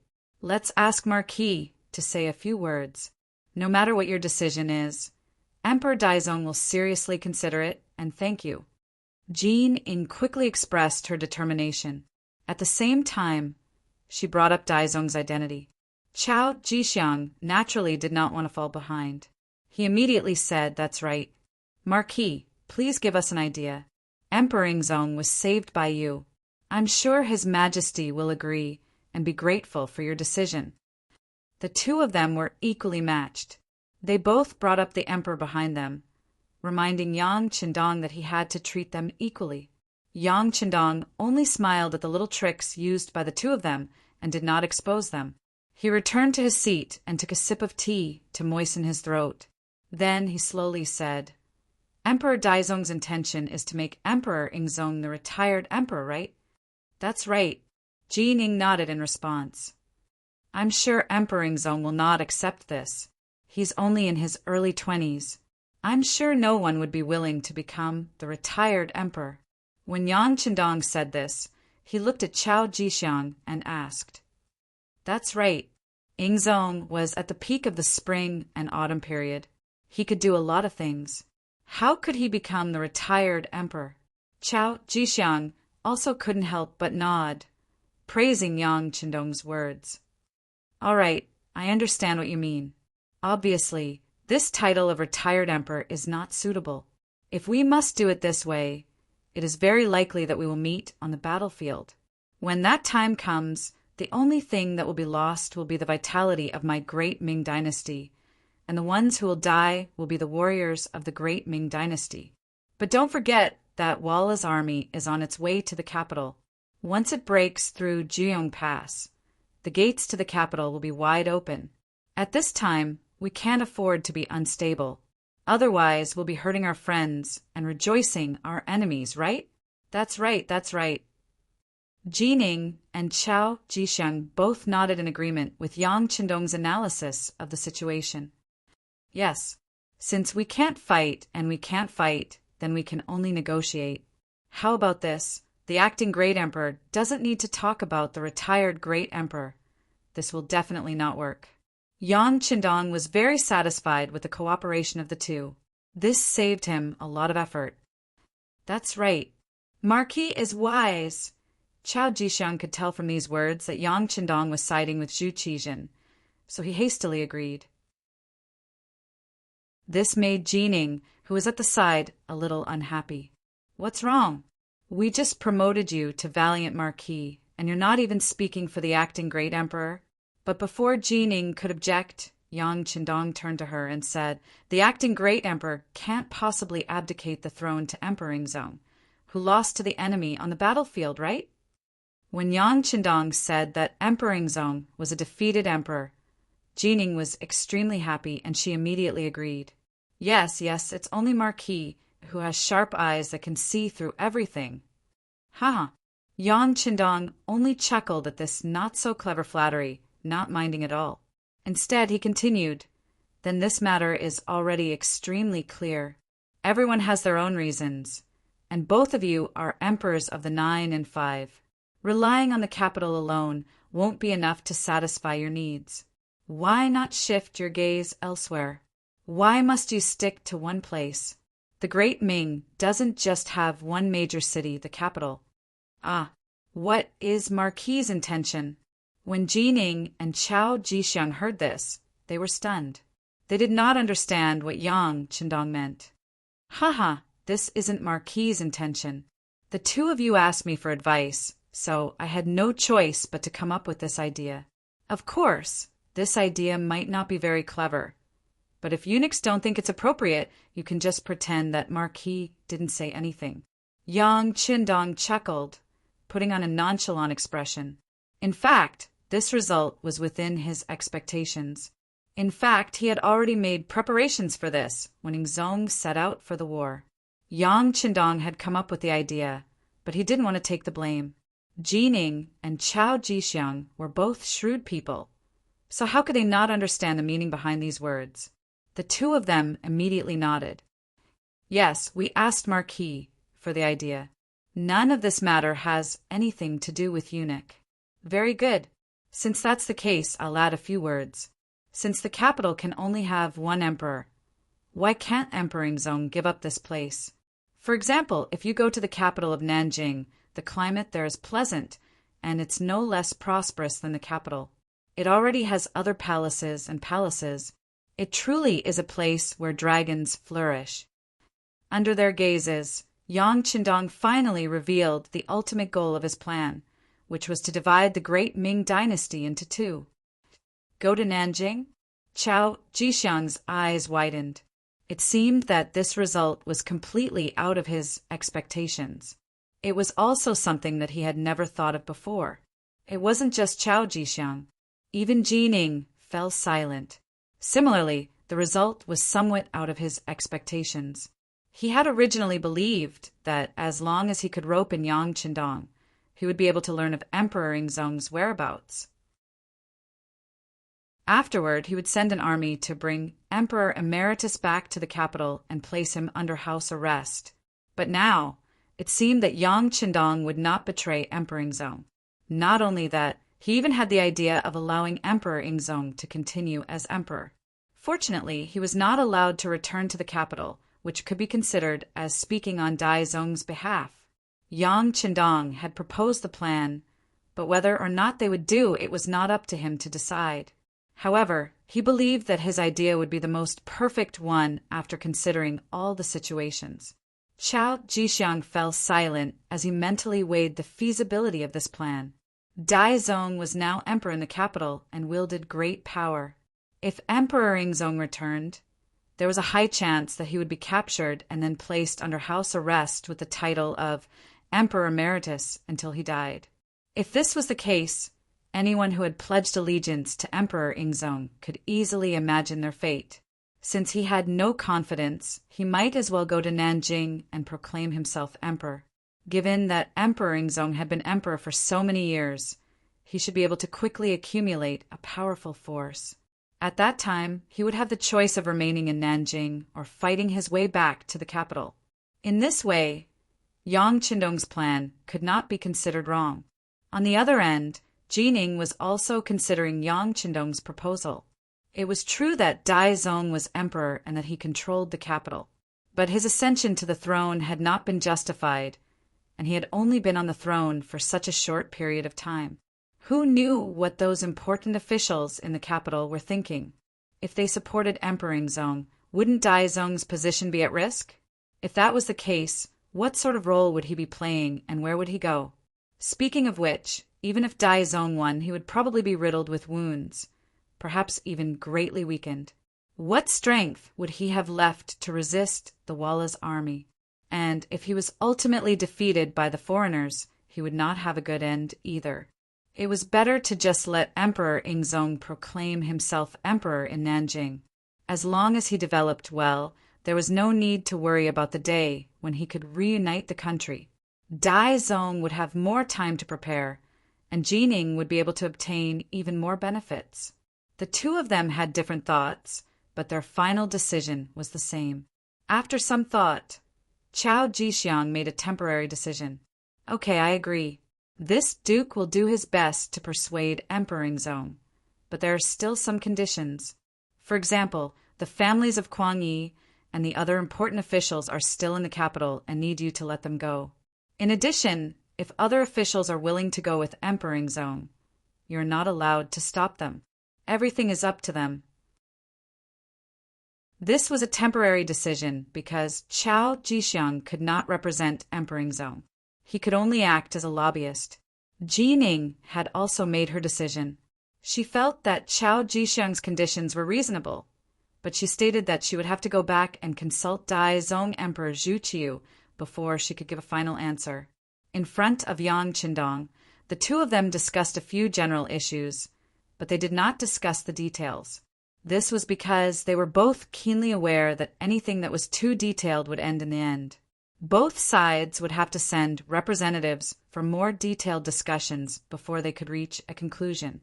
This included the territories under the jurisdiction of the two emperors. Yang Qindong was only responsible for the two of them. As for whether they succeeded or not, and what else they had to do after they succeeded, he would not interfere. By doing all this, he already had suspicions that he had exceeded his authority. He did not want to interfere in every matter and end up being hated by others. Although Jining had not learned of Yingzong's whereabouts from Yang Qindong, she had managed to protect Daizong's position and return satisfied. She left Chao Jixiang alone in the side hall. He had to see Emperor Yingzong before he could do anything. Marquis will arrange for someone to lead you to Emperor Yingzong. You can do as you see fit. Oh, right. When you leave, remember to bring Empress Qian with you. I think she will cooperate with you to do some things." Looking at Chao Jixiang, who was standing there with a longing expression, Yang Qindong left these words before he got up and left the side hall. Now that he had succeeded, he could finally have a good rest for a few days. Of course, some people might ask, why did Yang Qindong give up such a good opportunity to control the emperor and give it to Chao Jixiang when he already had actual control over Zhu Qizhen? This was where Yang Qindong was smart. Ming Zong had ascended to the throne, and Ying Zong was naturally weaker. In addition, Yang Qindong had played a balancing role in the middle. It could be seen that in the future, no matter who it was, it would be very difficult to have the great Ming dynasty alone. Since Ying Zong was no longer the one and only emperor whose words carried enormous weight, why did Yang Qindong want to hold him in his hands and make him the target of public criticism? With an emperor by his side, he would have to ask for instructions from time to time, and he would even have to kneel. How could it compare to the pleasure and satisfaction of being an independent third party? Chapter 162. Chao Jixiang had some ability. Once he developed, he wouldn't be too far off from Wang Jin. But it was precisely because he had the ability that he could better assist Zhu Qizhen. Otherwise, if he was an idiot, it wouldn't be long before he was eaten up by Jining. The sixth young master didn't want either side to become stronger. What he needed was balance. Only then could he show his importance. Yang Qindong would have more room to display his abilities. The two emperors kept each other in check, so he could be sandwiched between them and reap the benefits. Now that the matter is settled, the next step is to prepare for the war. That's right. Is there any news from Crimson City? Yang Qindong returned to the study and looked at Tiger's Mane. They're already on their way to the capital. They're coming in small groups so that they won't attract attention. Tiger's Mane knew what Yang Qindong was asking about and respectfully replied. The sixth young master who had grown up with him was now Marquis. The young master wasn't even 20 yet, but his future was bright. Tiger's Mane wouldn't be a nobody if he followed such a master. All right, I understand. The young master is sleepy. If there's nothing important, don't call me.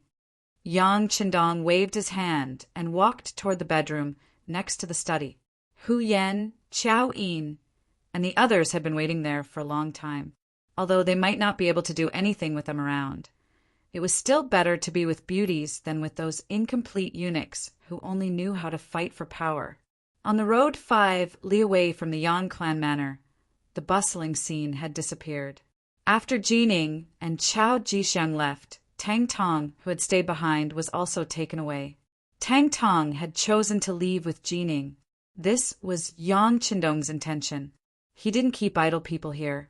Unless it was Yang Xie's personal army, he couldn't be at ease with anyone guarding the Yang family manor. As for who Tang Tong would choose to leave with, Yang Qindong didn't ask. Instead, he left the decision to himself. When Jining and Chao Jixiang had both extended an olive branch to him, he had ultimately chosen to return to the capital with Jining. His subordinates had all settled down in the capital, and if he were to go somewhere else, the morale of the army would be shaken. Jining had brought 3,000 embroidered uniformed guards with her when she came. When she returned, she brought 4,000 men with her. As soon as he entered the capital, he went straight to the imperial city to ask Zhu Qiyu about his plans. In the inner hall of the palace, after Zhu Qiyu learned about Jin Ying's experience at Yangjia village, he frowned. A country divided into two emperors. Won't this cause the great Ming dynasty to be divided? No matter what, Zhu Qiyu was still a descendant of the Zhu family. He also valued the Zhu family's country very much. It was not unreasonable for him to have such thoughts. Jin Ying didn't think too much about it. He just wanted to hold on to power. As for whether or not the country would be divided, that was a matter for the future. Your Majesty, this subject also knows that this is not a perfect plan, but I truly cannot think of a better one. Once Ying Zong returns to the capital, he will not allow himself to be captured without a fight. After all, he has been emperor for so many years, and many people are loyal to him. If he raises his arm and receives even more support, we might not even have a place to stay. It would be better to slow down for now. I trust that with your Majesty's benevolence, it won't be long before you have even more people sincerely submit to you. At that time, wouldn't it be very easy for the realm to fall into your Majesty's hands? Jean Ying placed Zhu Qiyu in a very high position, her eyes brimming with confidence. These words spurred Zhu Qiyu on, filling him with confidence for the future. Fine, this is all we can do. But we still need to prevent even more officials from leaving with Yingzong. We will leave this matter to you. Jean Ying patted his chest and promised, Your Majesty, be at ease. This subject will definitely not allow any more officials to leave the capital. This was a chance to prove himself. If he did a good job, Dai Zong would naturally think highly of him. He did not dare to be the slightest bit careless. Hebei's Baoding Prefecture, a strategic town more than 300 li from the capital of the great Ming dynasty. At this time, Zhu Qijin was resting here under the protection of Yang Wu and Xiao Feng. Now that he was in Baoding Prefecture, he was able to obtain some news from the capital. When he heard that his younger brother, Zhu Qiyu, had ascended to the throne and taken the title of Emperor Jing, Zhu Qijin's rage was easy to imagine. He had kindly allowed his brother to supervise the country, but now that he was gone, his brother had proclaimed himself emperor and seized all his property. No one would be able to accept this. Logically speaking, he should have charged back to the capital and questioned his brother about what he was up to. But this was not a child's play. If it was not done well, he was afraid that he would not be able to return alive. Zhu Qijin suppressed the anger in his heart and stopped at Bao Ding Mansion, waiting for Yang Qindong to send back the news. In the Tumu Fortress incident, Zhu Qijin had seen how formidable Yang Qindong was. His actions could be said to be a model example of preparing for a rainy day. This was especially true for this mercenary army. On their way here, they had killed almost all the threats in the bud. Just based on what he saw, he didn't know how many groups of Vala cavalry had been wiped out before they could discover them. Their methods were powerful, their training was thorough, and their movements were nimble. Not even the elites of the great Ming dynasty could compare to them. After Yang Qindong left, Zhu Qijin had communicated with Xiao Feng many times, hoping to use this army for his own use. He had even tried to tempt them with the promise of a beautiful future, but the results were not very good. After interacting with them, he realized that this was an army that only recognized money and not people. According to Xiao Feng, as long as you gave them money, they would work for you. As for promises, they could forget about them. They were far less practical than money. Moreover, because of Zhu Qijin's status, Xiao Feng's hiring fee was 3 times that of Yang Qindong's. In other words, for every mission, a group of 100 people would need at least 3 million taels of silver, and this was the kind that had to be paid in advance. The army had been defeated, and all their weapons had been lost. Where would Zhu Qijin find the money to support such a large expenditure? He could only think of transferring money from the national treasury after entering the capital. But now that Zhu Qiyu was the emperor, he could forget about the national treasury. This made Zhu Qijin feel even more dejected. At one point, Zhu Qijin even had to consider where he would go in the future. If Yang Qindong did not care about him, what would he do? He would not even have the ability to protect himself. This worry disappeared without a trace 3 days later. Qiao Jisheng arrived, and with him were 3,000 embroidered uniform guards. Under the lead of Beta Persei, Qiao Jisheng successfully reported to Yingzong. As soon as he saw Yingzong, he immediately knelt on the ground and shouted, "Long live the emperor!" At this moment, Zhu Qijin felt a sense of superiority. He even had the thought of bringing an army to the capital to seize the throne. Just as this thought appeared, he saw Xiao Feng and the others leave. The heroic spirit that had just appeared in his heart disappeared without a trace. After seeing the strength of this mercenary army, He began to despise the embroidered uniformed guards in his heart. Chao Jixiang arrived, and after seeing Ingzong and the 9 officials, he gave them a detailed account of what had happened in the capital. At the end, he even mentioned that Yang Qindong had been made a marquis, and his idea of 2 emperors ruling the country. 2 emperors ruling the country. After hearing Chao Jixiang's recount, Minister of War Kuang Yi and Minister of Revenue Wang Zhu glanced at each other. How could they not know that doing this would be tantamount to splitting the great Ming dynasty? However, what better way was there to deal with this than now? Different from Kuang Yi and Wang Zhu, the other 7 officials were secretly happy. If Zhu Qijin really went to Nanjing and proclaimed himself as emperor, then it was obvious that they would be promoted by 1 or even 2 ranks. For example, the Right Assistant Minister of Justice Ding Xian could become the Minister of Justice. The Right Assistant Minister of Works Wang Yonghe could also become the Minister of Works. The Left Assistant Minister of Rights Yang Shan would become the Minister of Rights. And the Right Deputy Imperial Censorate Deng Li would also be promoted by 1 rank and become the Imperial Censorate. This was a real benefit. Originally, they had lost the battle together and were prepared to be demoted or even lose their positions. Now, they could even be promoted by 1 rank. Who wouldn't be happy? After the officials received the benefits, they would naturally try to persuade Zhu Qijin to go to Nanjing and proclaim himself as emperor. Regarding this, Zhu Qijin did not immediately make a decision.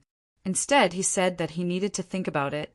Empress Qian also came. Mao Mu had taken over the role of the eunuch of Shingen. He had served the empress well and had gained her trust. In this small courtyard of Baoding Mansion, the husband and wife met. Empress Qian's tears flowed out uncontrollably. "Empress, don't cry. I'm fine." Holding Empress Qian's arm, Zhu Qijin's face showed a rare trace of gentleness. "Well, as long as the emperor is fine, as long as the emperor is fine. I think it's better for the emperor to go to Nanjing and proclaim himself as emperor. No matter what, you can be safe for a while." Empress Qian took the initiative to talk about moving south, which was completely different from her usual politics. Zhu Qijin was very curious about Empress Qian's dissuasion. "Why does the emperor say so? Did others teach you?" "No." Empress Qian shook her head. "Your concubine has lived in the palace for a long time and has seen that the Mastiff King has managed the imperial city well, and with the assistance of eunuch Jining and the others, he now holds great power. If the emperor were to go to the capital, there would definitely be a major battle. In this case, the odds are against you." Originally, Zhu Qijin had thought that Empress Qian had been instigated to say such words of dissuasion. Now, hearing this, Zhu Qijin understood that the situation in the capital had truly changed. Even the empress, who rarely asked about politics, could sense it. As he cursed Zhu Qiyu, Jining, and the others for being shameless, he began to consider the matter of moving south.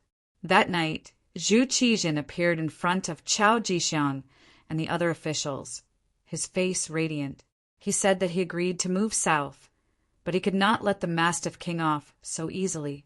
He wanted to go to the capital to ask for people and money, as well as the families of the officials, especially Crown Prince Zhu Jianxin, to be brought out of the imperial city. As long as Zhu Qijin agreed, the other officials naturally would not object. After 2 days of discussion, they came up with a plan. In the end, Chao Jixiang led 1,000 embroidered uniform guards to escort Kuang Yi and Wang Zhu to the capital to negotiate with Zhu Qiyu.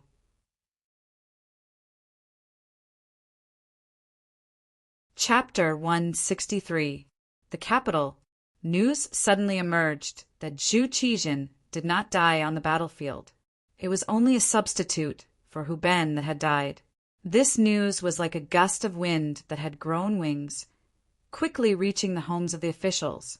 For a moment, many of them were shocked and at a loss of what to do. 5 days after the news appeared, Kuang Yi and Wang Zhu, who had followed Ingzong to the battlefield, entered the capital under the protection of 1,000 embroidered uniform guards. Their appearance confirmed the news. Soon after, another piece of news appeared. Ing Zong would not return to the capital and would instead accompany Nanjing to proclaim himself as emperor. For a time, the great Ming would have two emperors ruling together. For a good country to have two emperors, although they were both surnamed Zhu and shared the same ancestor, it could not be considered a split. However, as time passed, the situation would naturally develop. Many far-sighted officials could see this fact. However, before they could wonder why such a change had occurred, another piece of news appeared that made them dizzy. Ing Zong would need many officials to proclaim himself as emperor in Nanjing. If any of the officials in the capital were willing, they could follow Kuang Yi and Wang Zhou to Nanjing to take up their posts. Should they pledge loyalty to the current substitute Emperor Zhu Qiyu or the previous Emperor Zhu Qizhen? This was a choice that was placed in front of the officials. For a moment, each of the officials began to make their own calculations and began to consider the gains and losses in this matter. Compared to the officials in the capital who had to make a choice about their future, Yang Qindong in the Yang family manor was very carefree. He spent his days writing and painting in the manor or improving his relationship with his women. He was extremely busy. It was worth mentioning that during these few days of rest, Yang Qindong had taken in Lady Xiang. This woman, who looked like the young 13th mistress, had a strange fragrance and an enchanting figure, which made him fall into a land of gentleness, making him feel very uncomfortable. On the other hand, although Hu Yan had a few intimate actions with Yang Qindong, she had always scrupulously adhered to her bottom line. In her words, the first time had to be reserved for the wedding night in Lulang. Yang Qindong did not insist on this. When it came to matters of the heart, he had always pursued success when the conditions were right. He would never force anyone.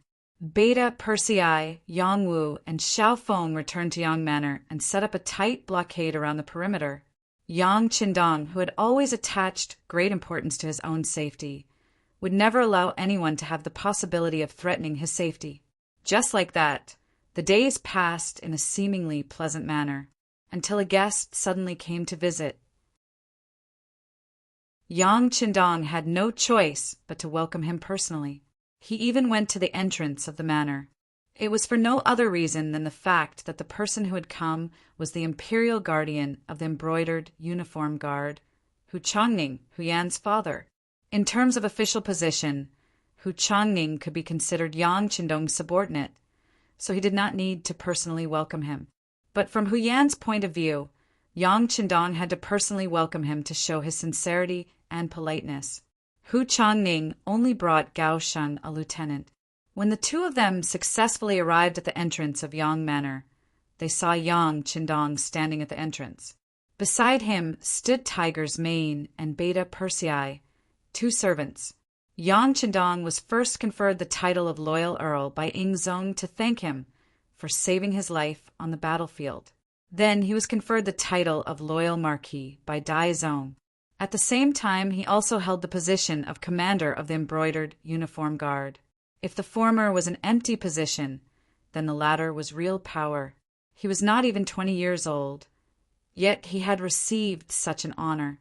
This was extremely rare even when the great Ming dynasty was founded. Yang Qindong did it. The most important thing was that when Hu Changning arrived, he was still able to stand at the entrance and greet him. Just this alone made Hu Changning's originally cold face a little more gentle. Greetings to Uncle Hu. When Hu Changning rode closer, Yang Qindong cupped his fists and greeted him with the etiquette of a junior. This showed that he did not intend to talk to him in terms of official position, which allowed Hu Changning to avoid a lot of awkwardness. Good. The sixth young master is young and promising, making people envious. I believe that official Yang would be very gratified if he knew in the underworld. Since Yang Qindong did not greet him in terms of official position, Hu Changning spoke in terms of human relations. When he said these words, there was no doubt that he was an elder. Haha, please. Yang Qindong smiled at Hu Changning and then made an inviting gesture. Beta Persei took the initiative to lead the horse, and the uncle and nephew walked side by side from the entrance to the Yang clan manor. In the main hall, the guest and the host sat down, and Xiao Yin personally served tea to Hu Chongning. He couldn't help but take a few more glances at this maid who had been serving Yang Qindong since childhood. Sure enough, she was very beautiful. Seeing Xiao Yin, Hu Chongning naturally asked about his daughter. When he found out that Hu Yan had secretly left home and went to the Yang clan manor, her father was naturally furious. But at the time, Dai Zong had just ascended the throne, and because he was afraid that the officials below him would cause trouble, he was confined at home and could not go out. Later on, when the situation was not so tense, the news of Yang Qindong's return spread to the capital. Moreover, he heard that there were several storms outside the Yang clan manor, making it impossible for him to come. Finally, when the Yang clan manor had obtained a temporary peace, he took the initiative to visit. First, he wanted to see his daughter. If possible, it would be better to bring her back. After all, Hu Yan's actions at the time could be called world-shocking. Second, he wanted to ask Yang Qindong about Yingzong's situation. More importantly, he wanted to know what choice the Hu clan would make in the dual emperor reign. When he saw Xiao Yin, Hu Zhongning opened his mouth and said, "My beloved daughter has accompanied the Yang family's seventh sister to the Yang manor for some time now. Her grandmother and mother miss her very much. Would it be possible for her to return to the Hu estate with me?" Accompanying Yang Duo to the Yang clan manor was just an excuse. After all, a girl's reputation was very important. In the face of Hu Chongning's tactful request to bring Hu Yan back, Yang Qindong naturally had no reason to refuse. "Okay, Xiao Yin, go inform Yan to return to the Hu estate." "Oh." Xiao Yin agreed and turned to leave. However, the bystanders couldn't see that there was a trace of reluctance on her face. Ever since Yang Qindong called the girls together and made a few requests, they became a group of fighting. They really were like sisters. They already had very deep feelings for each other. The news of Hu Chongning's arrival at the Yang clan manor quickly spread to the rear court. Hu Yan was clearly a bit out of her wits. After adapting to life in the Yang clan manor, she didn't want to go back. However, she knew that Yang Qindong had no reason to refuse her father. Xiao Yin saw that Hu Yan was worried and volunteered to serve tea in the front hall. She wanted to inquire about the news. She didn't expect that the young master would so readily agree to Hu Chongning's request. How could she not be disappointed? When Xiao Yin left, and only Yang Qindong, Hu Chongning, and Tiger's Mane were left in the room, Lord Hu showed a hesitant expression. "Uncle Hu, if you have something to say, just say it. There are no outsiders here." When Yang Qindong said there were no outsiders, he naturally meant Tiger's Mane, who was always in charge of protecting him. "Haha, it's actually nothing much. I'm sure the sixth young master already knows about the dual emperor rule. However, I don't know what your choice will be. Will you go to Nanjing or continue to stay here?" Hu Chongning asked with an awkward expression. No matter what, he was a man of 40 years old. When he encountered something, it was fine if he didn't have any ideas. However, he actually wanted to ask Yang Qindong, who was much younger than him. This made him feel a little embarrassed. However, this was what his father, Hu Ming, wanted. Hu Ming's original words were, "Ask the loyal marquis whether you want to go or stay." This matter was originally caused by him. I'm sure he already has a judgment. Thus, this trip to the Yang clan manor was made. Picking up his daughter was only one of the reasons. His true goal was to find out what Yang Qindong's intentions were. Me. Yang Qindong pointed at himself, then chuckled. "Of course I can't leave. There's the Yang clan manor here, and there's the sky beyond heaven and the immortal abode in the capital. If I leave, I'm afraid that these properties will be seized by others." Yang Qindong expressed that he wouldn't leave, but his reason was that his properties were all here, and it wasn't convenient for him to leave. This answer clearly didn't satisfy Hu Chongning. "Haha, I'm sure the sixth young master has made quite a bit of money these days. Why would he care about this little bit of silver?" "That's true, But who in this world would complain about having too much money? Isn't that right, Uncle Hu? Yang Qindong maintained his usual smile. It seemed incomparably sincere, but it was impossible to tell what he was thinking. Yes, yes. Hu Changning couldn't see through Yang Qindong's thoughts, so he could only smile. But after smiling, his expression began to fluctuate. It was clear that he was wondering whether or not he should directly ask Yang Qindong what the Hu clan should do in the face of two emperors. Asking too much would only make him seem incompetent. But before he came, his father had repeatedly warned him that he had to ask Yang Qindong's intentions. If it was just for the sake of face, wouldn't he have made this trip in vain? Wouldn't he have failed to live up to his father's expectations? Hu Zhangning, who had something on his mind, looked unhappy and even had some entanglements. All of this was seen by Yang Qindong. He knew that this was his future father-in-law, so he couldn't not give him face. He smiled and took the initiative to ask, "Uncle Hu, what do you and Grandpa Hu think about the matter of two emperors?" He really didn't want to call Yang Qindong Grandpa, but given their seniority, Yang Qindong had no choice but to do so. But when he did, he still felt a little awkward. Hu Changning hadn't thought about this. He was just worrying about how to ask this question. And now that Yang Qindong had taken the initiative to ask, he was immediately overjoyed.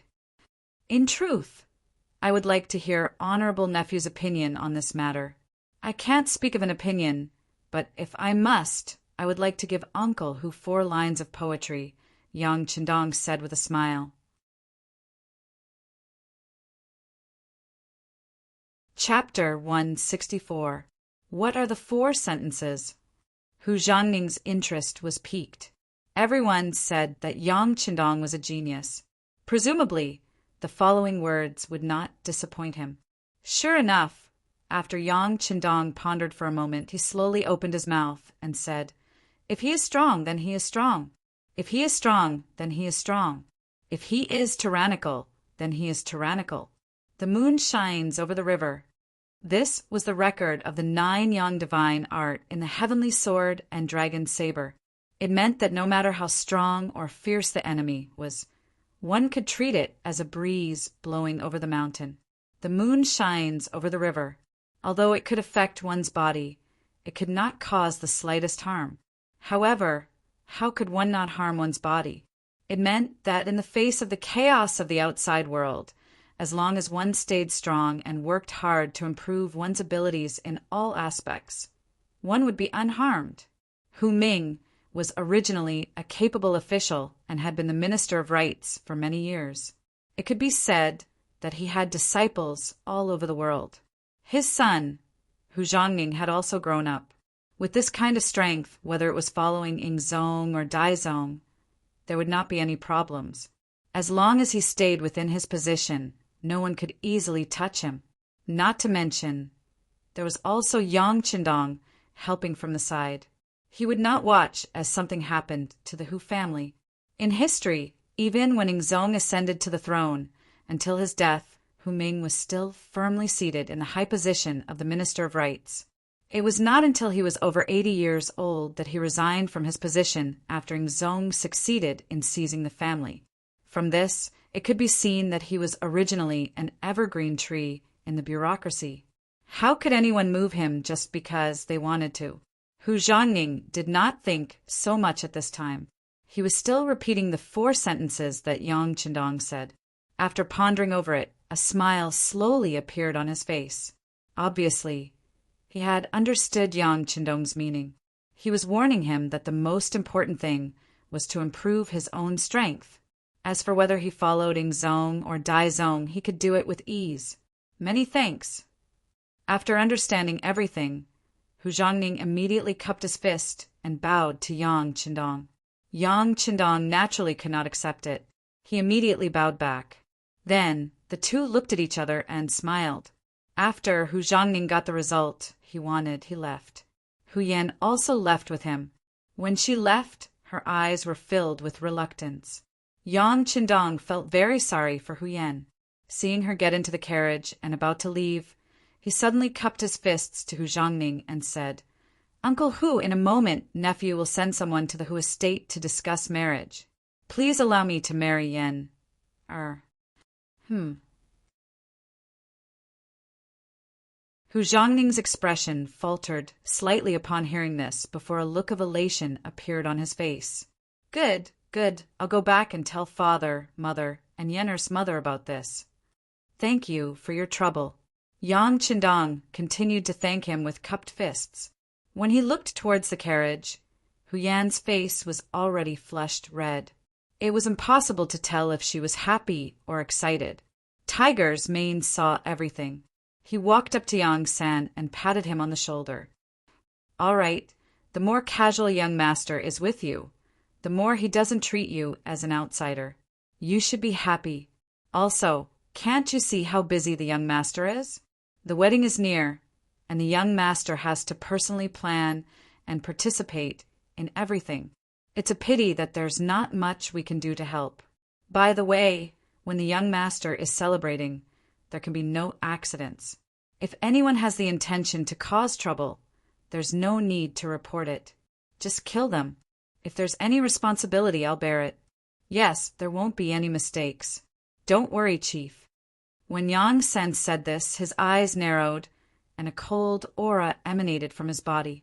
Without Yang Qindong, he wouldn't be where he was today. If anyone dared to cause trouble on the wedding day, they'd definitely be tired of living.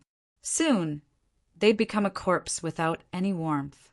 Yang Sen left quietly, just like how he had come. Even in the Yang manor, very few people had seen him, and even fewer people knew of him. He was also the strongest hidden chess piece in the Yang family system. Usually, he wouldn't appear in front of everyone, but once he appeared, it often meant that something important was going to happen. Yang Qindong didn't ask when Yang Sen left. At this time, he was teaching the servant, Yang Si, how to use the camera. That's right, the camera. This was something that shouldn't appear in this era, because Yang Qindong's wedding had been taken out. If there was something good, it had to be used. Only in this way could its value be reflected. Although taking out the camera was indeed a bit too shocking, in order to leave this beautiful memory and commemoration, Yang Qindong still did it without hesitation. As soon as this camera that could capture a person's shadow appeared, it immediately attracted a lot of exclamations. If Yang Qindong hadn't been prepared, Yang Si, who had just received it, would have directly thrown it to the ground. People in ancient times were very superstitious. They believed that the shadow was also an important part of the body. They even believed that their 7 souls and 6 spirits could be hidden in it. Now that this thing could clearly capture a person's shadow and even project it, it was no wonder that people were afraid. Qiao Yin was a bit braver. Of course, this didn't mean that she wasn't afraid of anything, but because her relationship with Yang Qindong was closer than others. Naturally, this question was left to her to ask. Young master, what kind of witchcraft is this? It can capture a person's shadow. Will it turn the person who is captured into an idiot? Yang Qindong's mouth was wide open. He was stunned by the question. Yang Qindong's ability to adapt was originally very strong, but he was still defeated by this sudden and unexpected question. Seeing that Qiao Yin didn't seem to be joking and had a very serious expression, he helplessly shook his head and explained. This is an advanced product brought about by scientific advancement. As for the specific principles, I'm afraid that young master can't explain it clearly to you. But don't worry, this thing can't capture a person's soul, so don't worry. When Yang Qindong said not to worry, Qiao Yin seemed to feel a lot more at ease.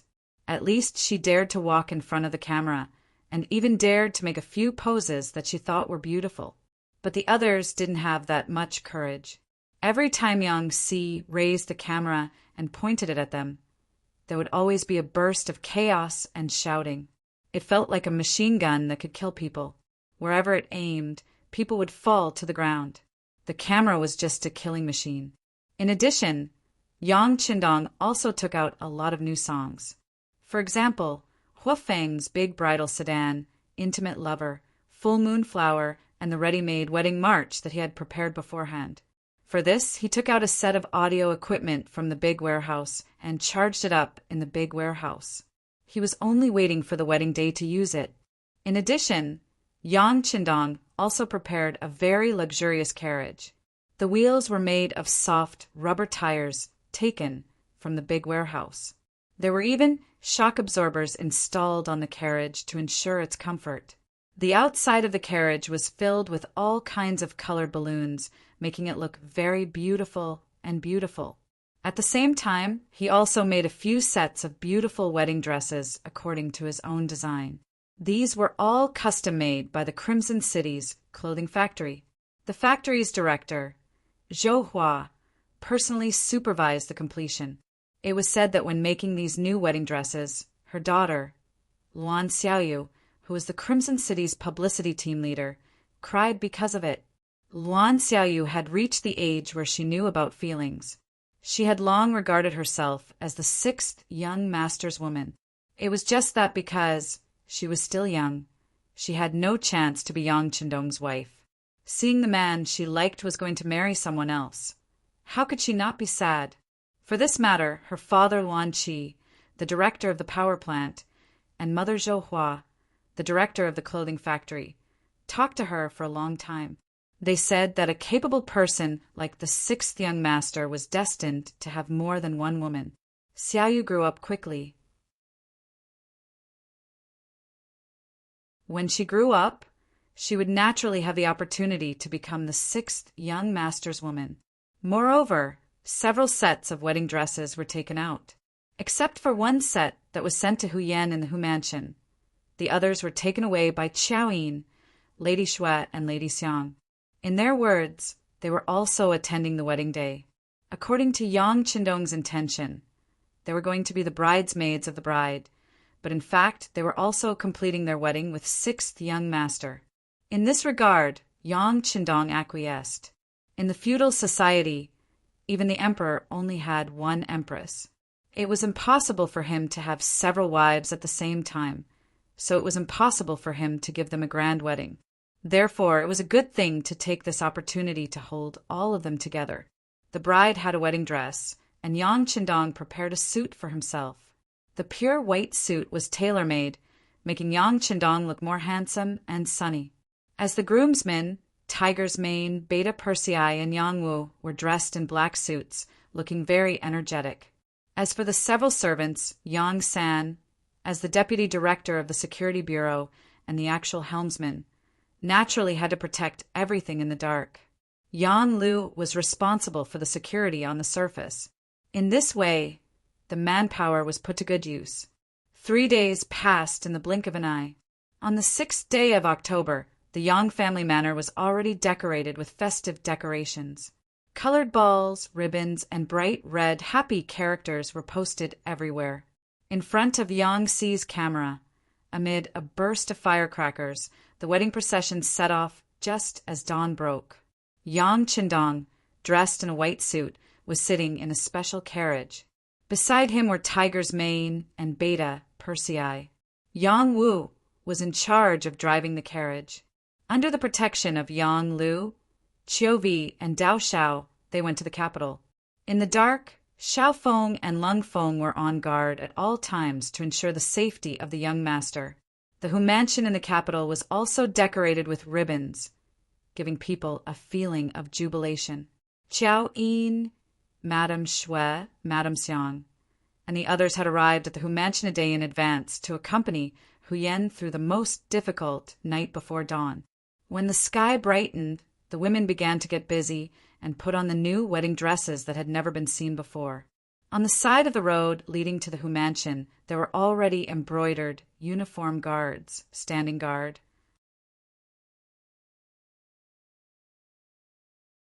Chapter 165. After a portion of the officials left for Nanjing to follow Yingzhong, the remaining officials in the capital were all restored to their original positions. Hu Zhongning was also restored to his position as the guardian of the embroidered uniform guard. In addition, Yang Qindong was still the commander of the embroidered uniform guard, so it was only natural that he would send some embroidered uniform guards to help out. Not only that, but Yang Qindong also ordered that any embroidered uniform guard who came to help out would be rewarded with 100 taels of silver. For a time, the embroidered uniform guard fought amongst themselves for this mission. Those who were able to come here could be considered lucky. When the time came, the carriage from the Yang clan arrived in front of the Hu estate. Yang Qindong, dressed in a white suit, stepped out of the spacious carriage. The wedding ceremony had officially begun. The Immortal Abode's band was already waiting for Yang Qindong to arrive. The music began to play and could be faintly heard from several streets away. Hu Yen, who was dressed like a fairy in a white wedding dress, walked up to Yang Qindong, accompanied by Qiao Yin, Madame Snow, and the bride, who were also wearing a wedding dress and looked very beautiful. Hu Yan's blushing face perfectly explained what it meant to put the moon and flowers to shame. What was different from the other women was that there were two children who were only 5 or 6 years old standing behind Hu Yan, a boy and a girl who looked like a golden couple. They each pulled up a corner of the white wedding dress so that the long, fluttering wedding dress would not fall to the ground, but also showed her magnanimity. There was no red veil. This was Yang Qindong's idea. After reporting this to the Hu clan, Yang Qindong received their support. Thus, Yang Qindong took the bride, Hu Yan, who could walk on her own, to the Hu clan's main hall. Here, they knelt down and kowtowed to Hu Zhongning and his wife. The completion of this step was completely recorded by the camera. From the footage, it could be seen that Hu Zhongning and Madame Shue's faces were extremely pale. It was clear that they were also frightened by the equipment that could record their figures.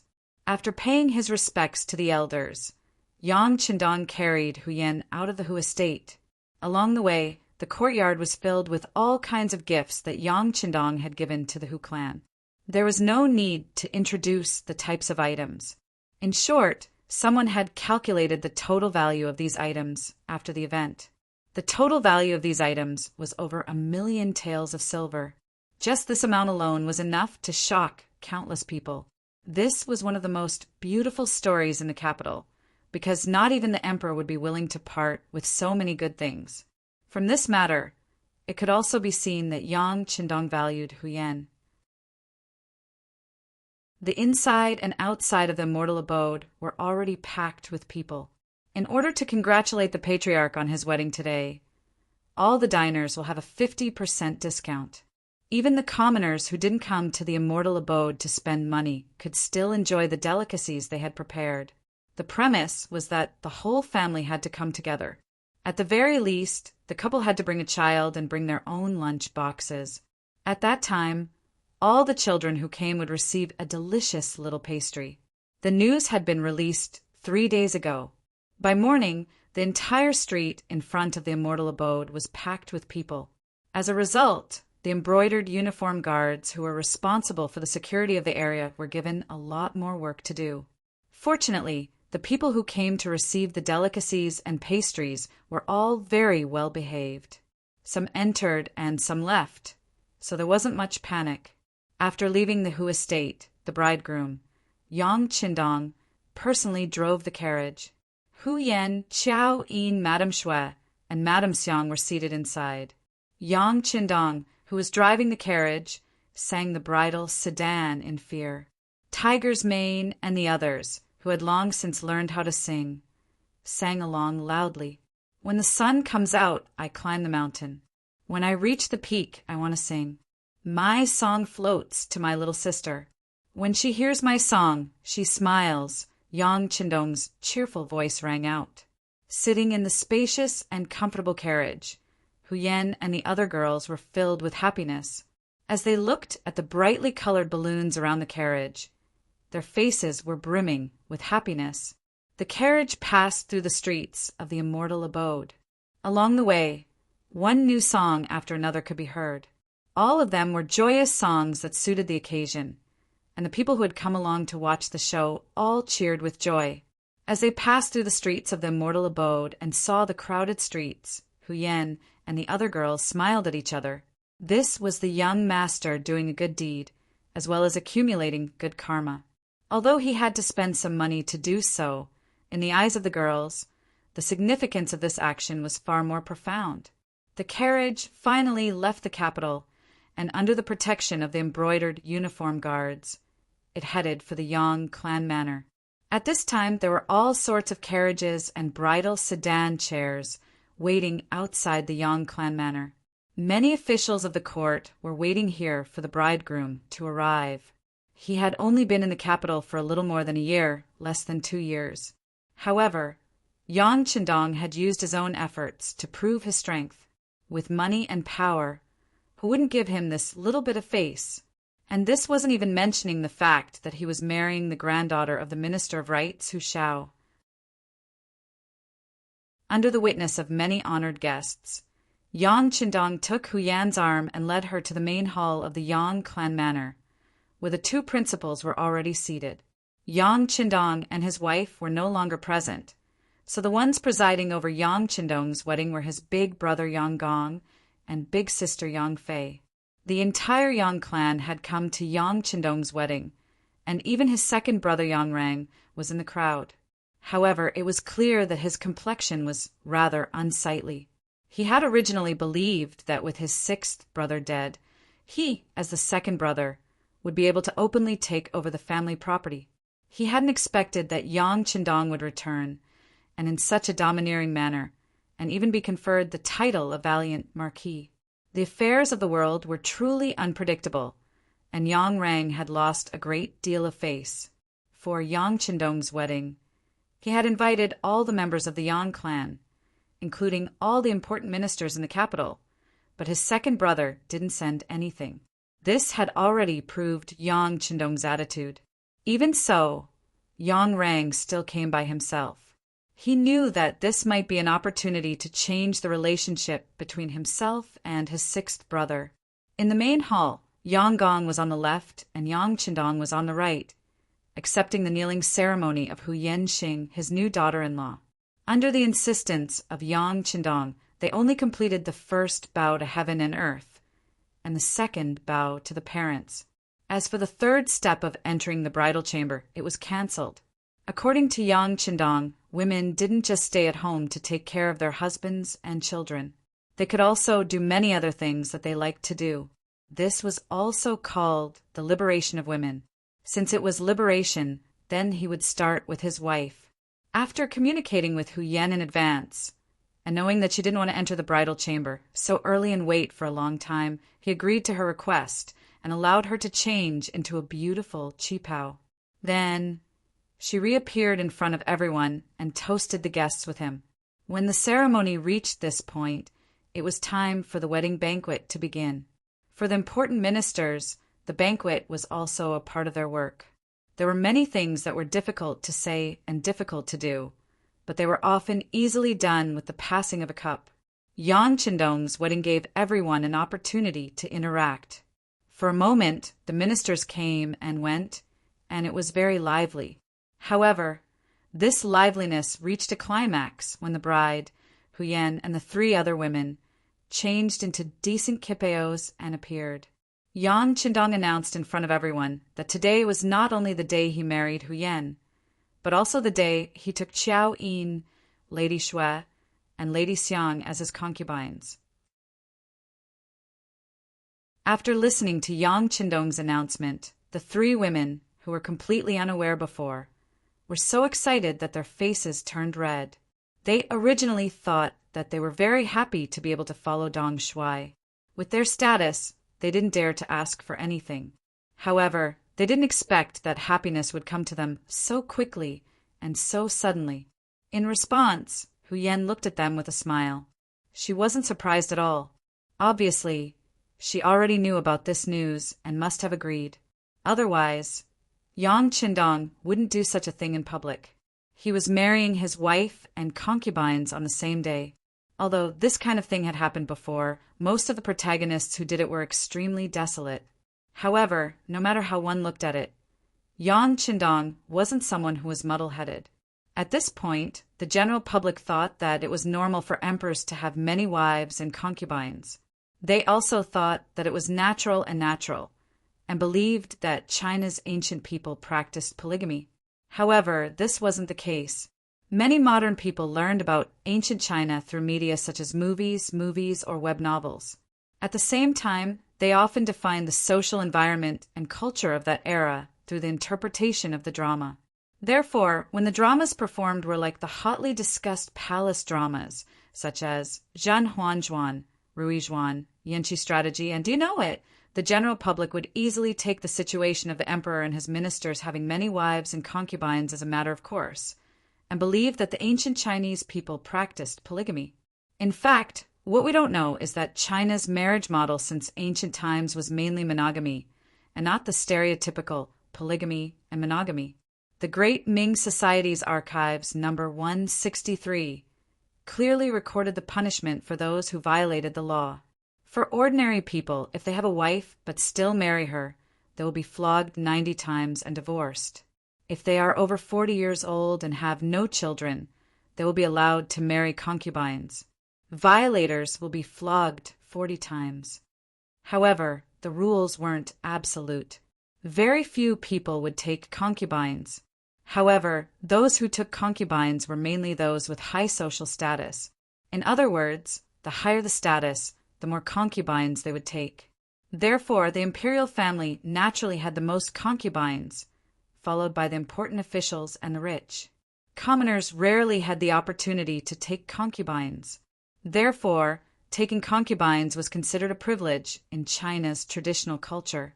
In the Great Ming Society's archives, number 57, it clearly stated that taking concubines, as well as the number of concubines, had to be investigated by the Ministry of Rights. The heir and the prince had 4 concubines. The eldest son and the general had 3 concubines. It was true that Yang Qindong was the marquis of loyalty and courage, so taking in 3 concubines wasn't that much of a violation of the rules. However, why didn't he mention it in advance? Since no one knew about it, didn't that mean that this matter wasn't reported to the Ministry of Rights?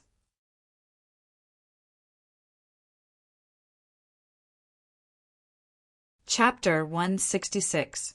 With that in mind, the officials all turned to look at the officials from the Ministry of Rights who had come to attend the banquet. Hu Shao was the Minister of Rights and had been for many years at that. At least a third of the officials in the ministry had been promoted by him or had close ties to him. This time his granddaughter was getting married. Many officials from the Ministry of Rights had come to show their support. When these officials noticed the gazes of their peers, they all lowered their heads. This proved that Yang Qindong hadn't informed the Ministry of Rights about taking concubines. As if he'd known that everyone would react this way, Yang Qindong smiled at them and said, "I didn't inform the Ministry of Rights beforehand, but I did inform the Minister of Rights. I'll make it up to you later. I only did this because I wanted to give the 3 of them a pleasant surprise." As he spoke, Yang Qindong's gentle gaze fell on Qiao Yin, Madame Shui, and Madame Xiang. His gaze was filled with love. Yang Qindong's actions had indeed given the 3 women a pleasant surprise. As for their reactions, they'd all been recorded by Yang Si. When the officials heard that Yang Qindong had told the Minister of Rights that they'd be reported to the Minister of Rights after the banquet, they all came to a sudden realization. Since that was the case, what did they have to worry about? Besides, what did it have to do with them? In reality, Yang Qindong hadn't told Hu Shao about this. What kind of joke was this? He was marrying someone else's granddaughter, and he was also marrying 3 concubines at the same time. It would be strange if Hu Shao agreed. However, he dared to say this because he was sure that Hu Shao wouldn't expose him. Otherwise, if he got into trouble, Hu Yan would also suffer. When the results were announced, it first drew a lot of discussion, but Yang Qindong easily resolved it. After that, he led the 4 women in a toast to the guests. Speaking of which, Hu Yan and the others weren't women who only knew how to stay at home. They'd all seen the world, and with Yang Qindong's guidance, they didn't show any signs of fear. Instead, they generously raised their cups and toasted. The atmosphere was quite harmonious. At the same time, the Immortal Abodes band and actors began to sing and dance outside the Yang clan's courtyard. It was a lively scene. Among the guests, Hanji also received Yang Qindong's wedding invitation. Out of camaraderie, he was pulled over by Shengguan LV Gui. At this time, when he saw Yang Qindong with the 4 women, His teeth itched with hatred. "Commander, this Yang Qindong is getting bolder and bolder. He didn't even report taking concubines. He dared to act first and report later. This clearly shows that he doesn't put the laws of the great Ming dynasty in his eyes. We cannot allow this to continue." How could Lu Gui not know that Yang Qindong's actions today were a bit out of line? However, he knew that Han Ji's main motive was revenge. It was because his brother-in-law Wang Go had been killed by Yang Qindong. That was why he said those words with hatred. But no matter what kind of mentality he had, Han Ji was still one of them. If a superior wanted his subordinates to listen to his orders, he had to empathize with his subordinates. Thus he nodded and said, "All right, we'll discuss it when we get back. We'll teach him a lesson. Thank you, Commander, for your help." When Han Ji heard that LV Gui was finally ready to make a move, he couldn't help but be overjoyed. He quickly raised his arms and used Yang Qindong's wedding wine to toast LV Gui. The funny thing was that he was also scheming against Yang Qindong. All banquets must come to an end. Although the programs were endless, the guests still left one by one when the sky was almost dark.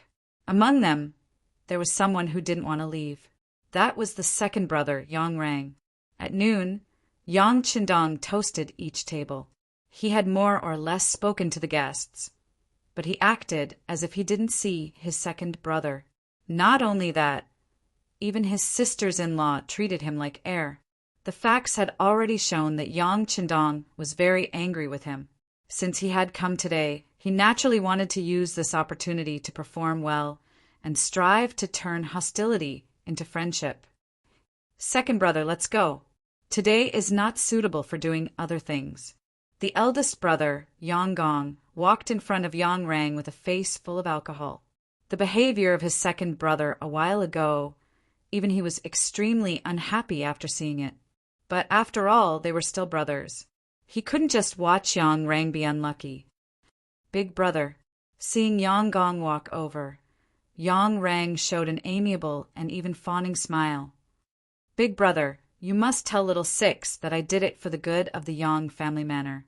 In that case, even if I didn't do it, others would do it. At least if I did, I would have given the Yang family a way out, right?" Listening to Yang Rang's sophistry, Yang Gong was very disgusted.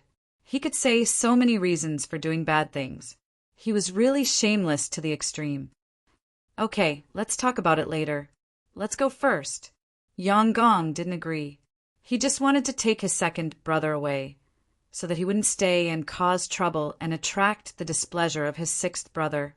If that happened, it would really spoil the beautiful atmosphere. His eldest brother did not agree to plead for mercy and just wanted to drag him away. How could Yang Rang be willing to comply? His face immediately changed. "All right, since eldest brother doesn't care about our brotherhood and is unwilling to help second brother to plead for mercy, then you can leave by yourself. In short, I will wait here. If little Six doesn't come out, I won't go anywhere today. I want to see if he really doesn't recognize me as his elder brother. If this matter spreads out, who will look good that time?" Yang Rang shamelessly shook off Yang Gong's arm and then looked at the inner courtyard of the Yang family manor. He looked like he wouldn't leave until he saw the main person. He didn't expect his brother to be such a person. Shamelessness is invincible. At this moment, Yang Gong didn't know what to do. At this moment, a group of people walked out from the inner courtyard. The person in the lead was a woman. It was the eldest sister of the Yang family, Yang Fei. Although they were all from the Yang family, the treatment was obviously different. When Yang Fei walked out, there were 4 brides beside her. Every one of them accompanied her and talked. From time to time, one could see the eldest sister of the Yang family smiling. When he saw his eldest sister walking out, Yang Rang quickly turned around to avoid her. He wasn't afraid of his eldest brother Yang Gong because his eldest brother's ability was mediocre and not worthy of his attention. However, his eldest sister was different. Most of them grew up following behind Yang Fei. When they were young, they were rarely taught a lesson by their eldest sister. As a result, when they grew up, there was still a fear in their hearts. Yang Rang wanted to avoid her, but now that most of the guests had left, there was only a limited number of people left. Yang Fei only needed to sweep her eyes and naturally saw him. When she saw that it was her disappointing second brother who was pacing back and forth, she immediately figured out what was going on. Her face immediately darkened. As the eldest sister, Yang Fei naturally hoped to see the Yang brothers and sisters united. Even if someone did something wrong, if she could give them a chance to forgive, she would be willing to give them the chance. However, as Yang Chendong's second brother, Yang Rang had done something wrong first, and then he wanted to seek justice on the day of the wedding. This was really a bit aggressive. She took large strides and arrived behind Yang Rang, who had just turned around. Yang Gong, who was standing at the side, saw Yang Fei first and quickly called out with a smile, "Eldest sister." When he heard his eldest brother's call, Yang Rang knew that he couldn't avoid it. He could only unwillingly turn around and force out a smile. "Hello, eldest sister." "Oh, you still recognize me as your eldest sister? Since that's the case, then leave immediately. Today is my little brother's wedding day. Do you have to stay here and cause trouble?" Yang Fei said with a cold face and a rude tone. "Ah, eldest sister, that's not what I meant. I just want to talk to little Six and explain what happened before." How could Yang Rang admit it? He spoke with a face full of excuses. Hearing Yang Rang call Yang Chendong little Six, as if he was the boss, Yang Fei was even angrier. She thought about how her little brother had done so many things for the Yang family and even saved Yingzong on the battlefield. That was how dangerous it was to be conferred the title of Marquis. However, there was someone in the family who was dragging her family down. This was truly a chilling action. If she was in Yang Fei's shoes, she would also feel very uncomfortable. With this anger, Yang Fei couldn't be bothered to be polite anymore. She turned to look at Beta Persei and the rest and said, "Go! Chase Yang Rang out of the manor. If he doesn't leave, you can beat him until he leaves. I will bear all the consequences. I believe that even if father and mother are watching from the heavens, they won't blame me." Yes, Beta Persei had long found Yang Rang an eyesore. This person was lucky to have been born into the Yang family. If it had been anyone else, who knew how many times they would have died by now. After agreeing, Beta Persei strode forward and lifted Beta Persei off the ground with a thick arm. He didn't seem to use any effort to lift him off the ground. The pitiful Beta Persei was dragged out of the manor like a rabbit, then thrown to the ground. If little Six had ordered someone to do this, he would naturally yell and scream, saying that the other party didn't respect his elder brother. However, since his eldest sister had ordered it, there was nothing he could do. He was the one who had been rude first. Now that he had been thrown out, he was reaping what he sowed. Even though he was still unwilling, Yang Rang had no choice but to stand up with the help of the servants outside the manor. He then entered the palanquin and left the place. In the study of the Yang manor, Yang Chendong was listening to Tiger's Main's report. The report included the situation in the immortal abode, as well as the various performances of the officials who had attended the banquet today. The people from the security bureau had disguised themselves as attendants and wandered around the banquet, listening in on everyone's conversations. This was the true record of an official's appearance.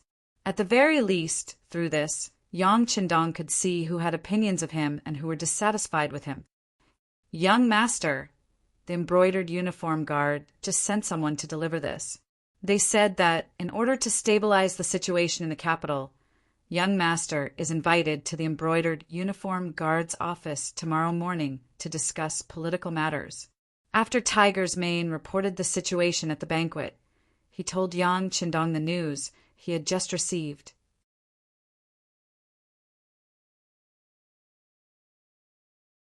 Chapter 167. Mao Rabbit. Time was from 5 to 7 o'clock, with 6 o'clock as the time.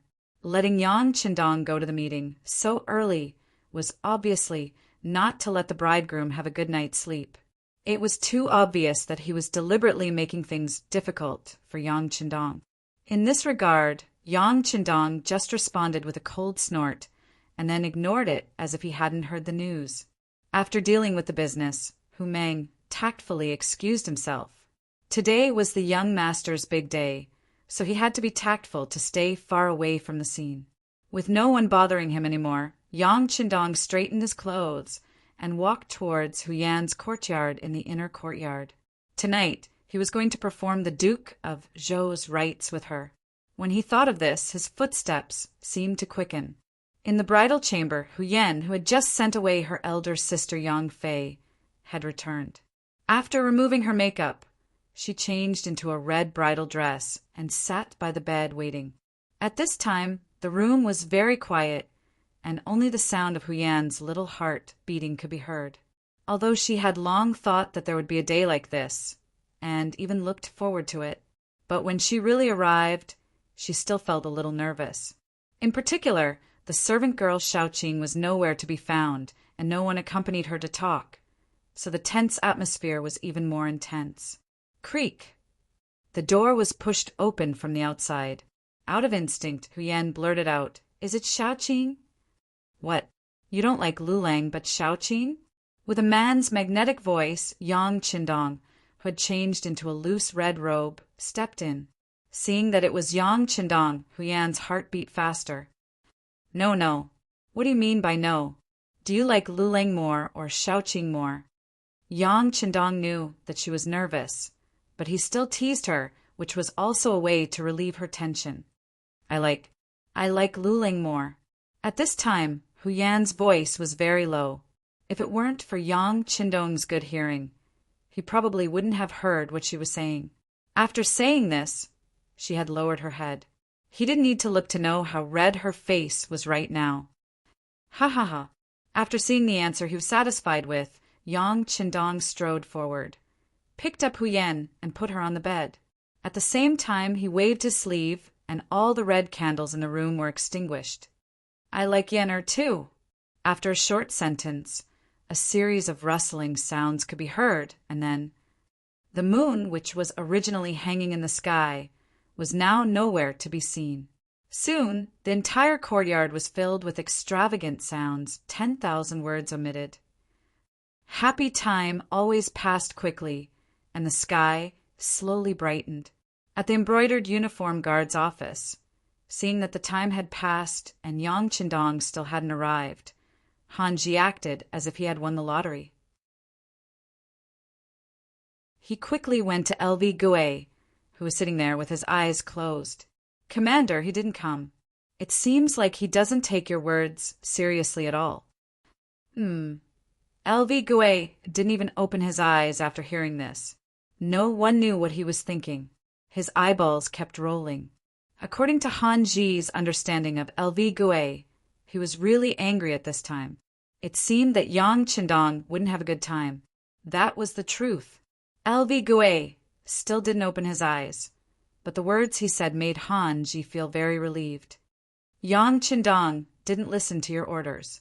Suspend his duties first and spread this decision to all the embroidered uniform guards. Suspension for not attending the meeting. This was LV Gue's trap for Yang Qindong. Or it could be said that he had already planned this, so when he said this, he didn't hesitate at all. Yes, Han Ji was waiting for the sentence. After he agreed, he turned around and left. He was eager to spread the news and let all the embroidered uniform guards know. In the future, he would like to see how arrogant Marquis would be in the future. The embroidered uniform guards and the East Faction guards had always been the focus of the Security Bureau. If there was a situation here, it would be sent to the Yang family village and sent to the director Tiger's man.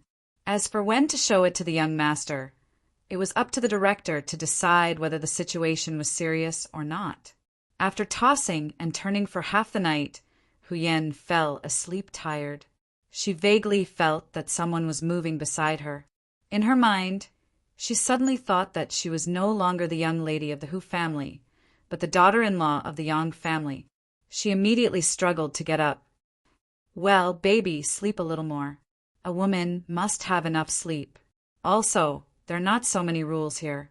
Yang Qindong's voice came to her ear. Then she felt a heat on her forehead, and their lips came in close contact.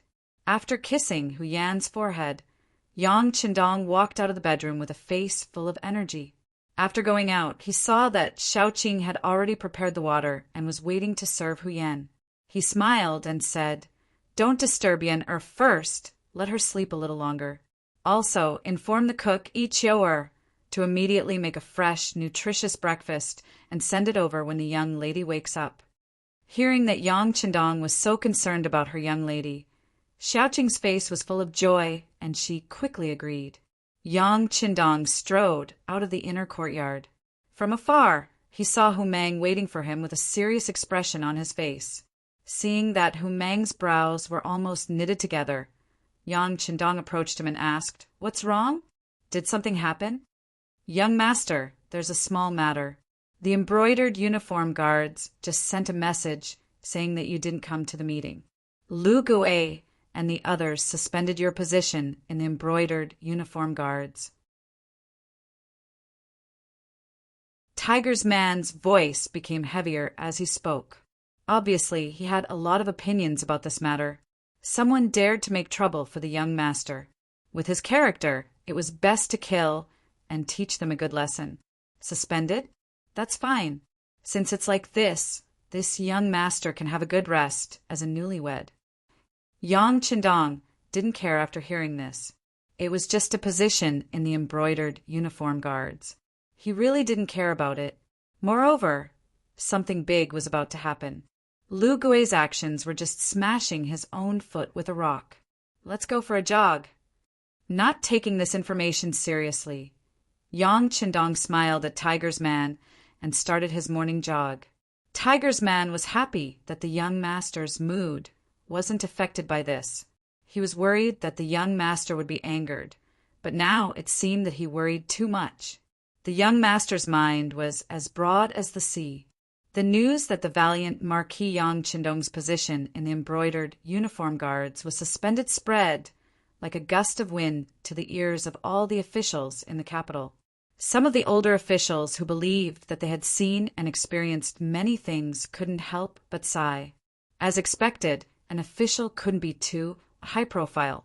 Just look at the commotion yesterday. Everyone in the capital knew about it. Wasn't he about to suffer retribution soon? Using this matter, who knew how many people called the younger generation of their families to teach them to endure silently, learn the way of the mean, and not stand out too much. As the main character of this matter, Yang Qindong wasn't as depressed as everyone thought. On the contrary, he was leading the 4 girls plus 7th sister Yang duo out of the Yang family manor, heading straight for a place not far away that the common people called Chicken Crow Mountain. Yang Qindong wanted to bring the 5 beauties to the barbecue. For this reason, he had Yi Qiu'er prepare a lot of ingredients. Tiger's man, Beta Persei, Qiu V's first guard, and 3 squads of Cold Front members accompanied them. Everyone left the manor. It was currently autumn. The maple leaves on the mountain were golden yellow, and the scenery along the way was indescribably beautiful. The 4 girls couldn't stop shouting. Women in ancient times rarely had the opportunity to go out like this. Even if they went out, they were often very strict and weren't allowed to casually look around. How was it like being with Yang Qindong, where they could do whatever they wanted? In the spacious and comfortable carriage, lying down wasn't a problem at all. Every time they saw beautiful scenery, they would take out their only camera to record the beauty. Because of this, the caravan also stopped and traveled. In the afternoon, they finally arrived at the foot of Chicken Crow Mountain, which was 30 li away. Soon, everyone set up the grill, held the charcoal, started the fire, prepared the ingredients, and fetched water. The guards also looked around with vigilant eyes. There wasn't the slightest bit of panic, which surprised the 4 girls and made them very happy. The environment in the wilderness was the easiest for people to let their thoughts run wild. Because of this, their mood was also very good. Later on, they even followed a few maids to make skewers out of curiosity. It wasn't enough to just do it themselves, so they even pulled Yang Qindong over. Thus, the dignified marquis of the great Ming dynasty actually started working there with the servants. This isn't good. Seventh sister Yang, Duo really couldn't believe the scene in front of her. Her husband, Wang Go, used to be just an insignificant official, but he had always stayed away from the kitchen. The idea of a gentleman staying away from the kitchen was deeply rooted in people's hearts at that time. But look at Yang Qindong. Even though he had the title of marquis and owned such a large family property, he still worked with everyone. From this point alone, the biggest difference between him and the others was that Yang Qindong was different from others. There's nothing bad about it. Since we came out to play and eat, of course, the atmosphere will be better if everyone works together. Hu Yan and Yang Duo had the best relationship, and the distance between them was also the closest. Naturally, they heard the whispering just now, but Yang Duo still wanted to say something. No buts. Lulang didn't refuse. I think he is willing to do such a thing. As his sister, you don't have to care so much. You should hurry up and work. Don't be outdone by others. Hu Yan chuckled. After completing the experience of turning from a girl to a woman last night, her mind didn't seem to be as mature as before. At this time, she was completely like a child. If it wasn't for the torment last night and her body didn't allow it, she would probably start jumping around in a while.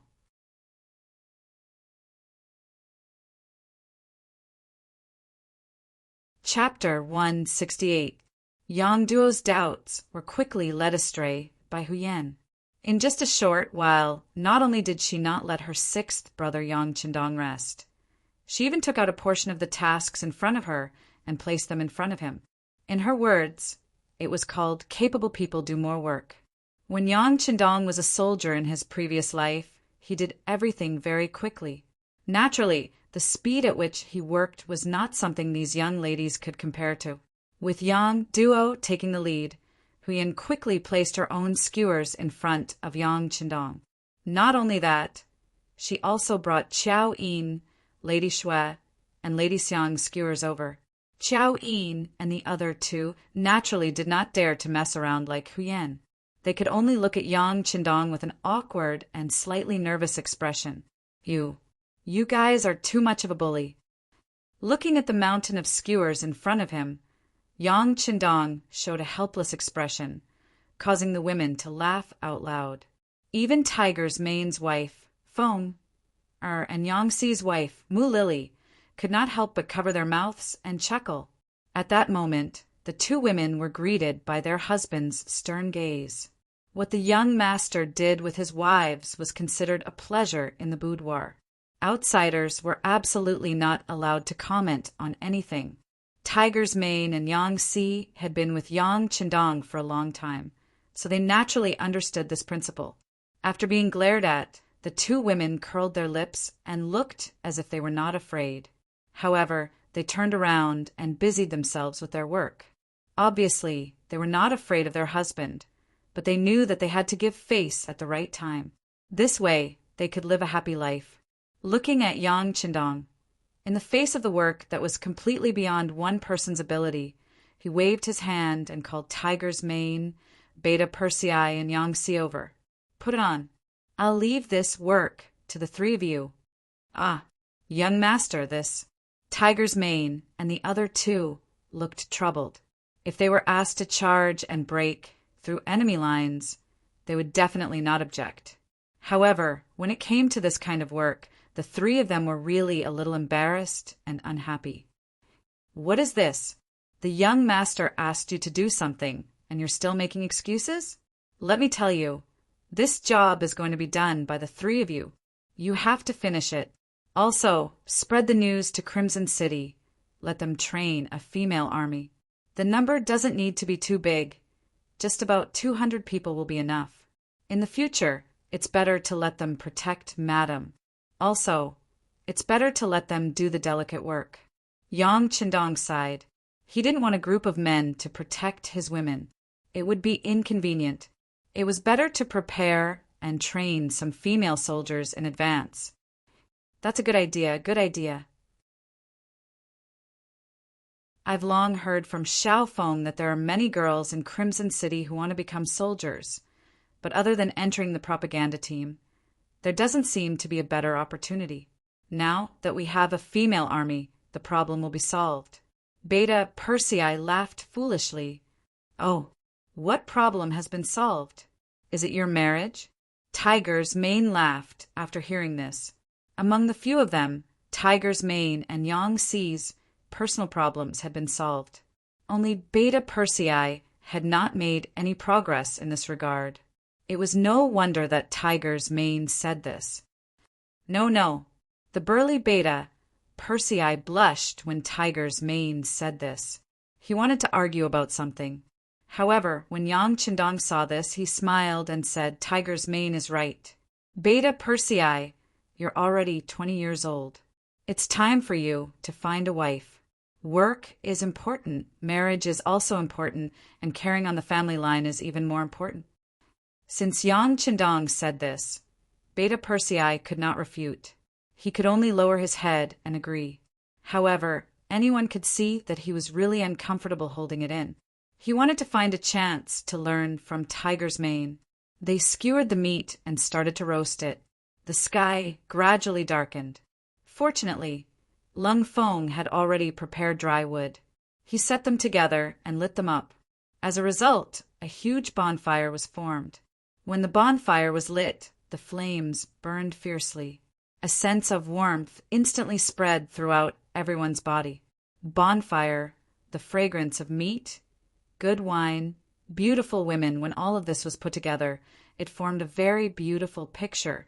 Very soon, other than Lung Feng, who was on sentry duty and in charge of safety, everyone else, including Yang Qindong and his 4 wives, left the scene and gathered around the bonfire to dance and sing. Everyone's cheeks were red, and all of them were beaming with joy. Hu Yan's left hand was held by Yang Qindong, and on her right was Yang Duo. Her hands were raised from time to time, and her legs were kicking and jumping. Her face was like a peach blossom, and she was extremely happy. This kind of life was something she had never dared to imagine before.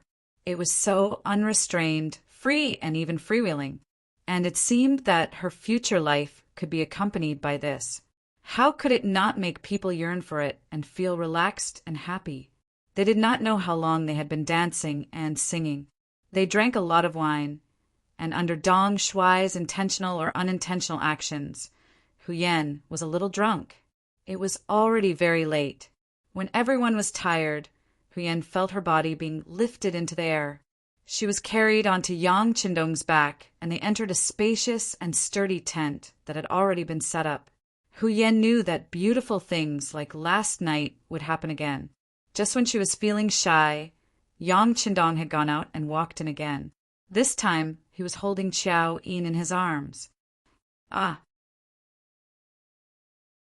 The sudden appearance of another woman made Hu Yan feel a burst of shyness and surprise. The joy of a boudoir was certainly something that people yearned for. But why did he bring another person out? Before Hu Yan could figure it out, Lady Shui and Lady Xiang were also carried into the tent by Yang Qindong. The other 3 women had already seen this kind of thing. They slept together, so of course they knew what Dong Shuai was going to do. They were a little shy and a little excited. Hu Yan, on the other hand, was completely unaware. Just when she was wondering why there were so many people all of a sudden, a big hand began to wander around her body. That feeling made her feel comfortable and shy. She forced herself to stay awake and said, Lulang, don't do this. There are others, not others. They are all your sisters. Haha, let's do it together. Yang Qindong said very soberly. Under his skillful methods, Hu Yan was quickly turned into a pile of mud. Then, she was completely at his mercy. In her consciousness, she seemed to see a few white bodies. Then she fainted happily. For a moment, the garden was filled with intoxicating spring. A ray of sunlight slowly shone through the tent and shone on Hu Yan's face. She felt the warmth and slowly opened her eyes. What came into view was that Xiao Yin and the other women were still sleeping. Ah! She could not help but exclaim.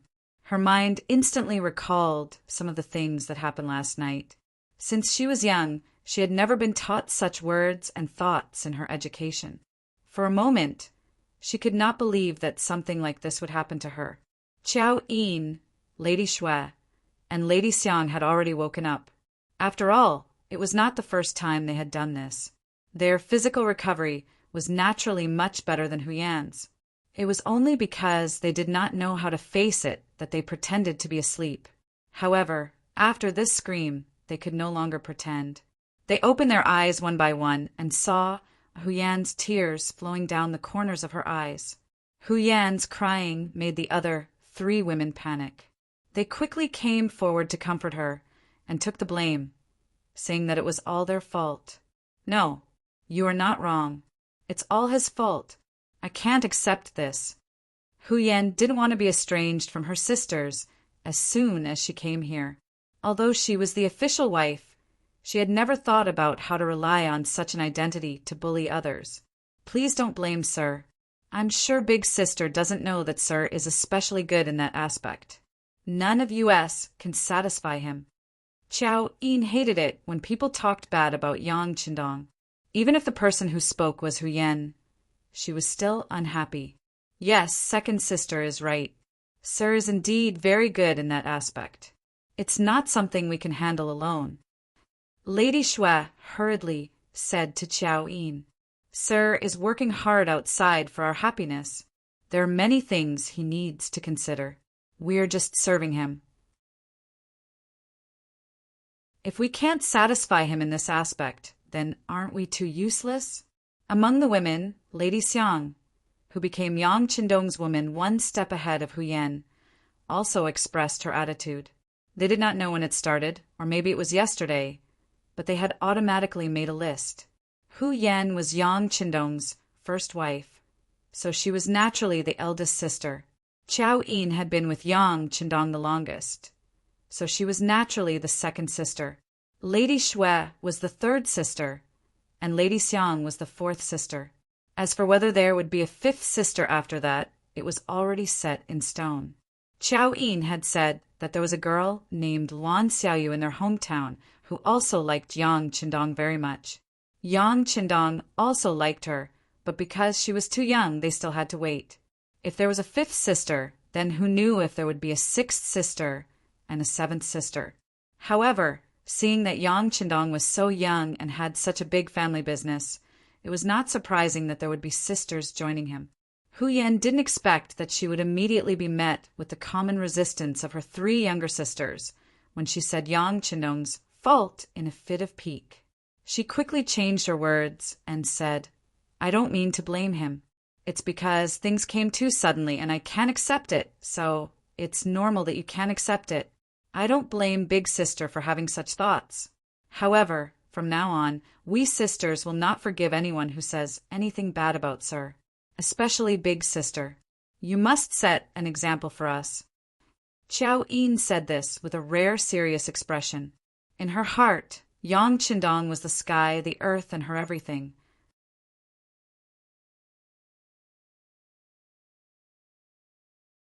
Chapter 169. Oh, I got it. Huyan, who had clearly suffered a loss, was now like a child who had done something wrong. She lowered her head and pursed her lips. However, it had to be said that after such a conversation, she had diluted the matter of sleeping together.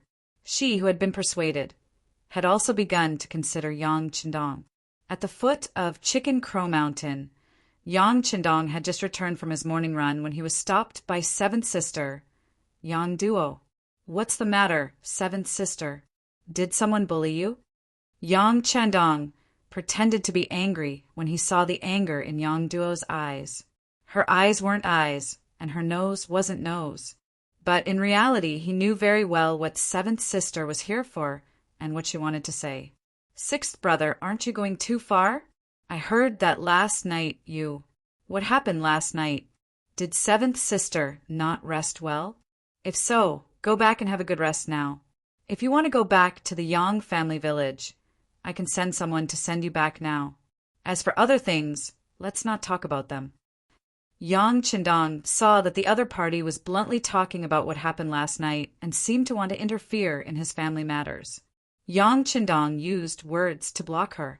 In the end, he still had to rely on himself to live his own life. As for other people's opinions, it was just a one-sided opinion and did not represent anything. Perhaps Yang Qindong was very easy to talk to when it did not involve matters of principle. However, when it came to some matters, his words carried enormous weight. Once he made a decision, he would not change it. Yang Qindong's tone suddenly became a little stiff. Yang Duo could not accept it for a moment. This, sixth brother, you've changed? It's not that I've changed. It's just that seventh sister has never seriously understood me. Yang Qindong shook his head and looked at Yang Duo very seriously.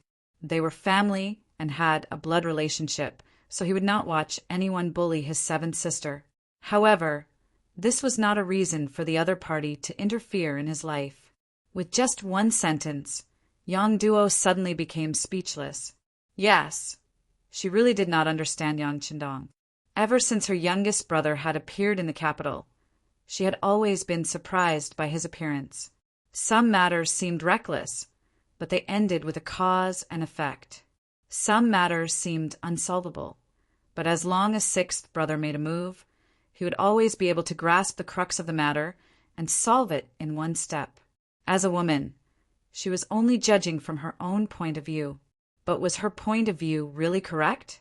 Even Hu Yan, as the mistress of the house, did not express any doubts. What reason and authority did he have to say anything? I'm sorry, sixth brother. I'm thinking too much. I think I should go back to the tent and have a good rest. Yang Duo suddenly felt that her behavior was a bit reckless.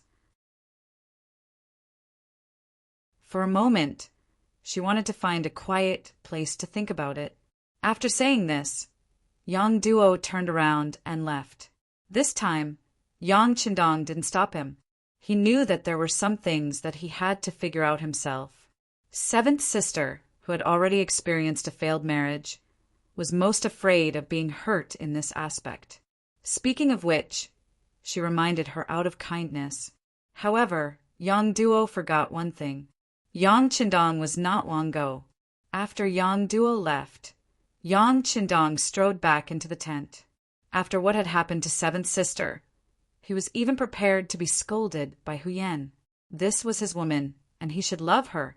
No matter what Hu Yan said, he was prepared to not talk back. When he entered the tent, Qiao Yin and the other two girls had already left. Only the maid Xiaoqing was there to dress Hu Yan. When she saw Yang Qindong enter, Xiaoqing quickly bowed and said, "Master, and how about this? You can leave for a moment. I have something to discuss with Madam."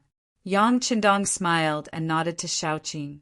Xiaoqing naturally knew that she would spend the rest of her life with Hu Yan and Yang Qindong. How could she dare to refuse such a small request? She agreed and immediately left. When only the two of them were left in the tent, Hu Yan lowered her head with a blush. Hu Yan was shy. After all, she and her three sisters served Yang Qindong last night. It was a shameful thing. She couldn't adapt for a while and couldn't face it. However, when Yang Qindong saw the scene, he thought that she was angry at him. He hurriedly squatted down and said, "Yan it's my fault. I didn't consider your feelings. I was too agitated, so no." His mouth was suddenly blocked by Hu Yan's small hand. "Lulang, don't say that. As your wife, I didn't consider your feelings. Last night I was willing." The more she spoke, the lower her head. In the end, her head was about to plunge into Yang Qindong's arms. He didn't expect such a result. For a moment, Yang Qindong was overjoyed. "Really? Yan, you're the best. I love you so much." In ancient times, the word love was not so easily spoken. Even when husband and wife spoke words of love, they rarely used the word love. However, when Yang Qindong said the word love, Hu Yan was overjoyed. She felt that she had made the right decision by listening to Qiao Yin and the others. In her happiness, she said happily, "Lulang, I didn't understand you before. You were too tired. As your wife, as long as you're happy, you can do whatever you want in the future. Haha. Yang Qindong had already thought it through. It must be Qiao Yin and the others who did Huyan's work that resulted in such a delicious result. He was instantly even more satisfied with Qiao Yin and the others. Originally, he had to spend a lot of effort to persuade them. Unexpectedly, he didn't need to say anything, and the matter was resolved. In his happiness, Yang Qindong held Huyan's little face and kissed it. With this kiss, Huyan felt her entire body go soft. She said shyly and carefully, "Husband, if you want to, can you wait until night time? After all, it's broad daylight. If others find out, I'm afraid it won't be good." Ha ha ha. Seeing that Huyan seemed to be a little moved, Yang Qindong laughed. However, he also knew that Huyan's skin was probably very thin. At least, it wasn't as thick as his. If he didn't let go of this matter, it was very likely that it would cause resentment. Therefore, he intentionally changed the topic. First, he talked about the matter between Shaoqing and Sun Chuang. They're not young anymore. As their master, you should find a time to arrange their marriage. We'll take care of all the expenses. In short, you can't treat Shaoqing unfairly. After all, she's been with you for so many years, hasn't she? Thank you, sixth young master. Seeing that Yang Qindong had considered the matter so carefully, Huyan was very moved and said, "We're husbands. In the future, there's no need to say thanks. Everything I do for you is what I should do. By the way, my seventh sister seems to have some complaints about what happened last night. Do you think you should personally go and have a good talk with her? I don't want her to misunderstand me, hee hee." Yang Qindong thought about it and decided to leave the job of persuading seventh sister to Huyan. If Huyan took the initiative to persuade her, it would be more effective than 100 words from him. Hearing that seventh sister had complaints, Huyan's heart was moved. This was seventh sister standing up for her. She didn't even hesitate to blame her own brother. This sister-in-law was absolutely competent. Huyan agreed, and Yang Qindong's heart was completely relieved. Although there were some things that he didn't ask others to understand, they were still family, and understanding was always better than opposing. Just as Yang Qindong was enjoying the happiness of having multiple wives and gaining the understanding of his wife, several groups of fast horses were galloping through the streets of the capital. These brave soldiers had banners with the word Xian written on their backs. As soon as they entered the capital, their faces were gloomy as they spurred their horses forward. Many scheming people had a bad premonition when the messenger didn't shout the news of victory from 600 miles away. This should be a battle report from the front line. If it wasn't a victory report, what could it be? At this time in the imperial court, Zhu Qiyu had already changed into a dragon robe and was sitting on a huge golden dragon throne. He was looking at the officials and listening to them report on the important matters of the court. Zhu Qiyu, who had been emperor for some time, had gradually come to like this feeling of being high and mighty.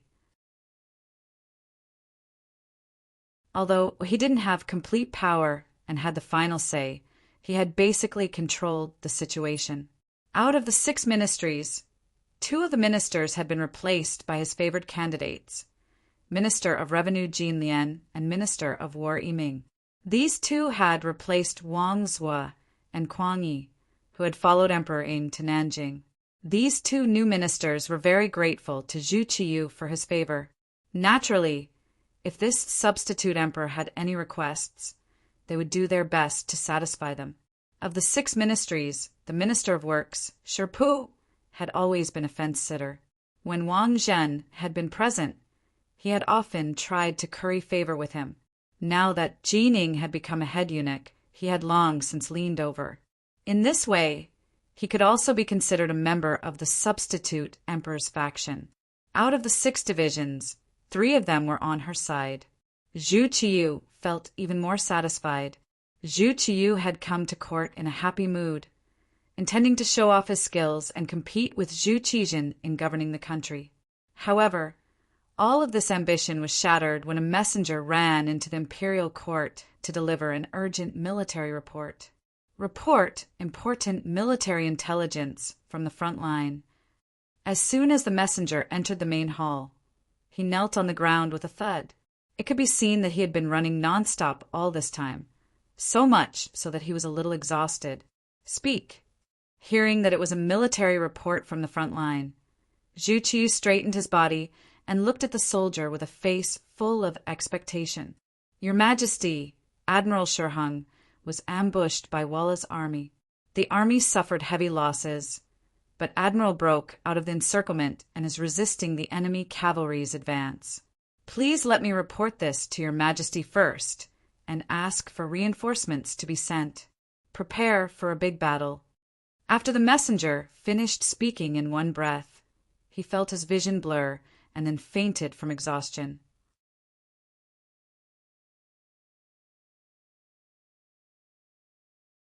Chapter 170.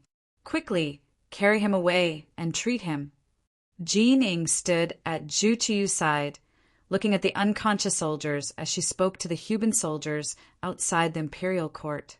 After saying this, she felt a shadow flicker at her side. Who else could it be but Daizong? Just as Zhu Qiyu was about to show off his skills and become a famous monarch to unify the world, he suddenly heard that the front line had been defeated. At this moment, how could he still remain calm? His expression changed greatly, so much so that his body became a little shaky. Dear ministers, how many troops can we mobilize now? Zhu Qiyu forced himself to stay alert upon hearing this report, and he turned his eyes to the new Minister of War, Ming, hoping that he could give a satisfactory result. Ming, courtesy named Zixin, was the son of Yiji, a man of high intelligence. After ascending the throne, Daizong had sought the favor of the Minister of Rights and was promoted to Minister of War. He was an official who had been promoted on the front lines. When he first arrived at the Bureau of Military Personnel, his seniority was still shallow, so he did not have complete control over the Bureau of Military Personnel. Now that a problem had arisen, Ming felt his head ache. But Ming was still a capable person, and he quickly calmed down. After some thought, he went to the Bureau of Military Personnel and looked at the reports from the various factions and calculated a result. Your Majesty, there are currently only 5,000 soldiers in the capital. If we continue to urgently mobilize them, we should be able to mobilize another 5,000 soldiers in 3 days. In half a month, we should be able to gather an army of 50,000 soldiers. For the mighty capital of the great Ming dynasty to have so few soldiers was a result that Zhu Qiyu had not expected. But he knew that since Ming dared to say this, there was no doubt about this result. If this was really the case, how should they deal with the arrival of the Walla's army? Speaking of which, there were many reasons for the current situation in the capital. Unlike in history, after the Tumu Fortress incident, Daizong had listened to Yu Qian's words and adopted a defensive strategy. This had led to the defense of the capital and the defeat of the Walla's army. Because of Yang Qindong's arrival, Yu Qian had been invited to Tsuxian City long ago to serve him. With the idea gone, Shiheng took command of the army and sent out the majority of the soldiers in and around the capital. Moreover, Zhu Qijin had declared himself emperor in Nanjing and taken away a portion of his soldiers, leaving the capital suddenly empty of soldiers. Naturally, they were helpless against Walla's army. At this moment, not only Zhu Qiyu, but the other officials were also staring at each other, unable to find a better idea. As the saying goes, even the cleverest housewife cannot cook without rice. Without sufficient military strength, how can one fight a war? Can one rely on words? If they could win with their mouths, there would be no need for the country to support a large number of troops. Among the ministers, Su Yozhin's eyes kept darting around. Relying on his relationship with Yang Qindong, he was promoted again. He was no longer a part of the imperial censor, but went to Taichung Temple to become a Shaoqing. He was in charge of the country's sacrificial ceremonies and was a fourth-grade official. The reason why he was promoted so quickly was naturally because Yang Qindong had helped him with a lot of money. It was also because the original Shaoqing of Taichung Temple, Huang Yangzhen, went to Nanjing with Ingzong, so there was a vacancy. As a fourth-grade official, Su Yozhen already had a stage to display his ambitions. At this moment, when he saw the emperor and the other ministers' difficult expressions, he really wanted to stand up and propose to move the capital to the south. After all, a gentleman would not stand under a dangerous wall. In fact, in history, Su Yozhen was the main official who proposed this idea. But now this idea just flashed in his mind. It was not for anything else, but because Ingzong had already gone to Nanjing. At this time, what would they mean by going there? It was likely that an internal conflict would be inevitable, and Zhu Qiyu, who was leading the defeated army, really did not know what the chances of winning were.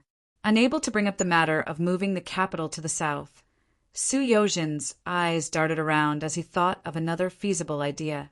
At this moment, when the other ministers were still thinking about what to do, he had already taken out his ceremonial tablet. He stepped forward and said, "I have something to report." Minister Su, quickly say it. Seeing that everyone had no idea, but one minister still had a suggestion, Zhu Qiyu suddenly had a feeling of hope. "Your Majesty, the army at the front has suddenly lost, and the capital is in danger. At this time, the first thing to do is to mobilize the troops near the capital to save the emperor. The second thing to do is to choose a general who can lead the army to block the enemy outside the city wall. This will ensure the stability of the great Ming dynasty." That's right, mobilizing the troops after, choosing the general before. Zhu Qiyu felt that it was very reasonable. He immediately said to the Minister of War, Ming, "Minister, you can send a letter to mobilize the troops near the capital to protect the capital." "Yes, Your Majesty," Ming replied, and then left the court with his ceremonial tablet. "Good. Now everyone who can lead the army to fight against the Walla army." Zhu Qiyu's eyes swept across the ministers in the court. The desire in his eyes was very obvious. However, when he asked this question, the entire court fell silent. First, the Tumu Fort's army of 500,000 suffered a crushing defeat, and then General Shiheng's army of 150,000 was also defeated. Right now, there were only a few thousand men left in the imperial court. Even if they waited for 3 days, their military strength would still be no more than 10,000. How could they resist the elite Walla cavalry? The Walla cavalry could defeat the great Ming army again and again. At this moment, the ministers' faces changed at the mention of this tiger. The crowd of officials didn't speak. This made Zhu Qiyu extremely anxious. "What's wrong? Our magnificent great Ming dynasty actually has a great general who can command the 3 armies?" Valuing the civil and despising the military had always been the basic national policy of the Ming dynasty. In fact, it was not only the Ming dynasty. It was the same from the earliest Han dynasty to the Tang dynasty and the Song dynasty. After all, the military was strong and the civil was weak, which was not good for the stability of the country. In the Ming dynasty, this situation was even more obvious. Normally, when the military met the civil officials, it was very rare for the military to be able to straighten their backs. It was just like Xisheng in the past. However, a Qianhu of the Brocade Guard could bully a famous general, Zhang Fu, and invade his land. It was no wonder that when Zhu Qiyu asked this question, the civil officials and the military officials did not speak. Is there really no brave general who dares to face the Walla army? Zhu Qiyu asked loudly in anger. At this moment, he really wanted to roar. "If none of you go, do you want us to personally lead the army?" However, when he thought of his elder brother Zhu Qizhen's end, this thought quickly disappeared without a trace. He did not want to be the second emperor who lost an army. What if he was captured by the enemy when the time came? What should he do? Zhu Qiyu's face was full of anger. He criticized the officials that he usually raised for being useless. Jining saw that the situation in the court had worsened and reminded him in a low voice, "Your Majesty, this matter needs to be discussed at length." It is better to dismiss the court first and wait until tomorrow morning to make a decision. The courtiers were not completely loyal to him. The most important thing was that there was still Zhu Qijin in Nanjing for everyone to rely on. Even if he really got angry here, not only would it be useless, it was likely to lead to a backlash from the courtiers. If they collectively left, then his position as the emperor would come to an end. Forget it, forget it. Everyone, go back and think about it carefully. Wait until tomorrow morning. No matter what, you must choose a candidate. Dismiss the court. Zhu Qiyu was very helpless. Although he had become the emperor, this emperor did not seem to be as powerful as the previous Ming dynasty emperors. After the officials shouted "Long live the emperor," they left the court and left the palace. After Su Yozhen left the palace hall, she quickly contacted the people of the Security Bureau and reported the situation in the court today. At this time, Yang Qindong had already returned to the Yang family manor from the foot of Jiming Mountain with the women. Originally, the women wanted to play for a few more days, but tomorrow was the time for Hu Yan to return home. This was an important matter for the first madam, so Yang Qindong naturally had to take care of it. He returned to the Yang family manor in advance to make preparations. On the way back, the people of the Security Bureau came over and reported everything that happened in the court. The group had stopped. Yang Qindong stood on the side of the road and listened to the report of the staff of the Security Bureau. In the carriage, Qiao Yin looked at this scene through the curtain and couldn't help but say, "Sir's busy with important matters again. Unfortunately, we can't help much. The only thing we can do is to make him happy when he sees us. Don't make him angry and satisfy all his requests." "You're right, second sister." Lady Shui and Lady Xiang hurriedly agreed. Looking at Hu Yan, although she didn't say anything at this time, from her concerned eyes, it could be seen that she had accepted the fact that she slept with him. Even if the other women could understand Yang Qindong, as the wife, why couldn't she understand? On the side of the road, after carefully listening to what happened in the court, Yang Qindong sighed. Although the wheel of history had changed because of his appearance, the defense of the capital still had to start as scheduled. Since history had changed, Yang Qindong couldn't accurately predict what would happen, and naturally couldn't make plans in advance. But since the emperor asked to recommend a general to lead the army, he was somewhat interested. First, this was a good opportunity for him to show his talent. Second, it was a good opportunity to consolidate his strength and expand his influence. Third, and most importantly, Yang Qindong would never allow the other races to have any ideas about the Han people and cause any destruction.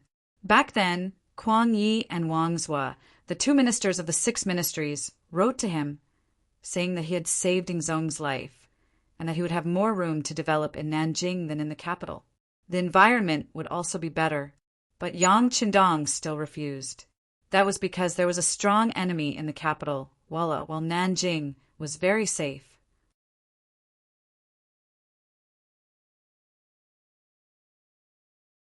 Chapter 171. It couldn't be said that Yang Qindong had appeared for the sake of war, but he had indeed appeared for the sake of the Han's rise to power. Since there were people who wanted to harm the Han, why couldn't he teach them a lesson? Presumably, after this battle, Zhu Qiyu would owe him a big favor. This would only be beneficial to his future plans. All right, Marquis knows about this matter. How about this? Go back and tell Su Yozhen to recommend Marquis to lead the army tomorrow morning. Yang Qindong analyzed the situation and felt that the time was right. It was time to step forward, so he informed his subordinates of his decision. Yes. The staff member of the Security Bureau quickly left after receiving a confirmation. Yang Qindong quickly returned to the spacious carriage. As soon as he entered, the women began to chatter incessantly.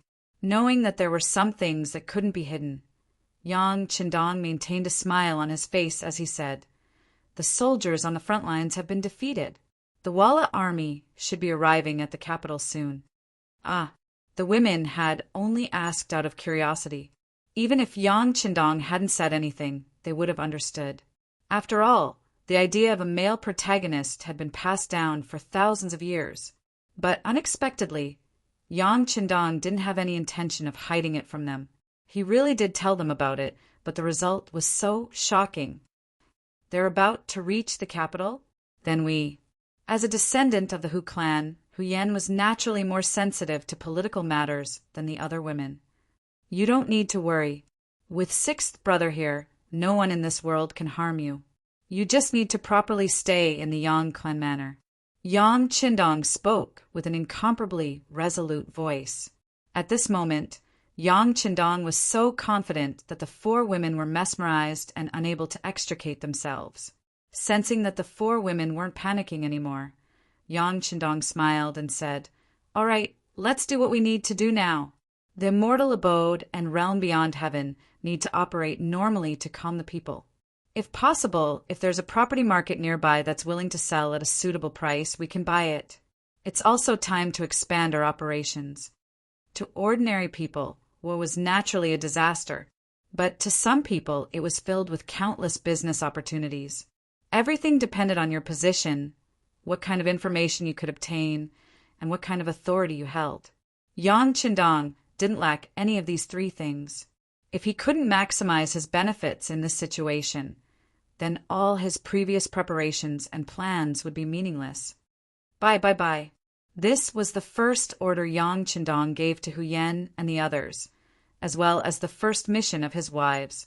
For the sake of making the best of the situation, a total of 5 million taels of silver had been moved out of the cellar of the Yang clan manor.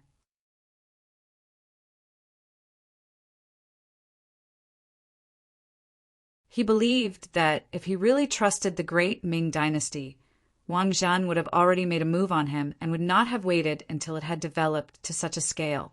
It was because the banknote system was not recognized by many that Yang Qindong wanted to do something about it. In his later life, he had seen the power of the state-owned banks, so he could naturally see the huge benefits involved. As for the risks, with the Yangtze's new army as his backing, he was not afraid of others plotting against him. Perhaps he was still thinking that if others had such thoughts, he would have a good reason to deal with them. While Yang Qindong was still thinking about his grand plans, the capital was already in chaos. As the officials returned home from the court, the news of the Ming dynasty's defeat spread like wildfire. For a time, all sorts of things were said, and in a state of panic, a small number of people left the capital and headed south. Although there were not many of them, most of them were merchants. They had all left in fear after hearing that the Ming dynasty's army was defeated and that the Walla was about to arrive at the capital. When these people left, most of them took with them a large amount of cash from their homes. Perhaps it was said that merchants valued profits, and patriotism was not as reliable as profits? The departure of a portion of merchants caused the already tense atmosphere in the capital to become even more chaotic. Even some of the common people began to pack up. After 2 consecutive defeats and the loss of the Ming dynasty's elites, they did not have much confidence that they could defeat the Walla. If they did not leave, they would most likely meet with misfortune. Not to mention, in the afternoon of that day, there was a rumor that the Walla cavalry drank human blood and ate human flesh to survive. Once captured, the women would naturally be humiliated, and the men and children would become food in their mouths. This news was far more effective than people saying that the Walla cavalry was brave and good in battle. The direct result was that a large number of people gathered at the city gate. If it was not for the city gate being closed at the time, who knew how many people would have left? The so-called news of the Walla-eating humans was naturally released by the Security Bureau in order to attract big hoodlums and fish in troubled waters. However, this action seemed to be a little too big. At that time, the common people were not well informed and their knowledge was limited. Thus, they really believed the rumors, and in a short period of time, a wave of people left the city. The situation at the city gate quickly spread to the palace and into the ears of the acting patriarch, Zhu Qiu. When he heard that his people were so panicked, the new emperor was scared out of his wits. If the capital became an empty city, how could it resist the Walla army? Could it be that he, the new emperor, was going to abandon the city and flee? If that was the case, where could he go? Zhu Qijin of the Ying sect was probably waiting for him to make a fool of himself. Go and find out who spread the rumors. After we catch them, we will cut them into pieces. Zhu Qiyu's eyes seemed to spit fire as he spoke. Your Majesty, the embroidered uniformed guards and the Eastern Depot will naturally investigate this matter. However, what is more important is how to pacify the people in the city. If these people really do leave the capital, then Jining, who had been urgently summoned, did not elaborate on what would happen. But one could imagine that if the capital became empty, the emperor would truly be a loner. In that case, this emperor would have undoubtedly failed. No, we can't let them leave. Beloved subject, do you have a good plan? Zhu Qiyu naturally understood the severity of the situation if things continued to develop like this. So he urgently asked Jining if he had any good ideas. Your Majesty, this subject is incompetent and does not have a better plan for now. However, in order to prevent the situation from spiraling out of control, this subject suggests that we temporarily close the city gates and allow only small towns to enter and exit. Moreover, we must conduct inspections and forbid the common people from taking money out of the city. In this way, the family property will naturally remain here and will not leave. As for how to deal with the Walla soldiers, Your Majesty must preside over tomorrow's morning court and discuss with the other officials a plan. Jining had never seen anything like this before. Although he had followed several emperors and seen their ability to govern, this was mostly a power struggle between the emperor and the court officials. This was the first time he had ever seen an army pressing down on the capital. Zhu Qiyu was somewhat panicked, but he felt that Jining's words were somewhat reasonable. He immediately agreed and placed all his hopes on tomorrow's morning court. After a sleepless night, the morning court began as scheduled. At the same time, the main gates of the capital were opened to side gates in the name of preventing Walla spies from sneaking in.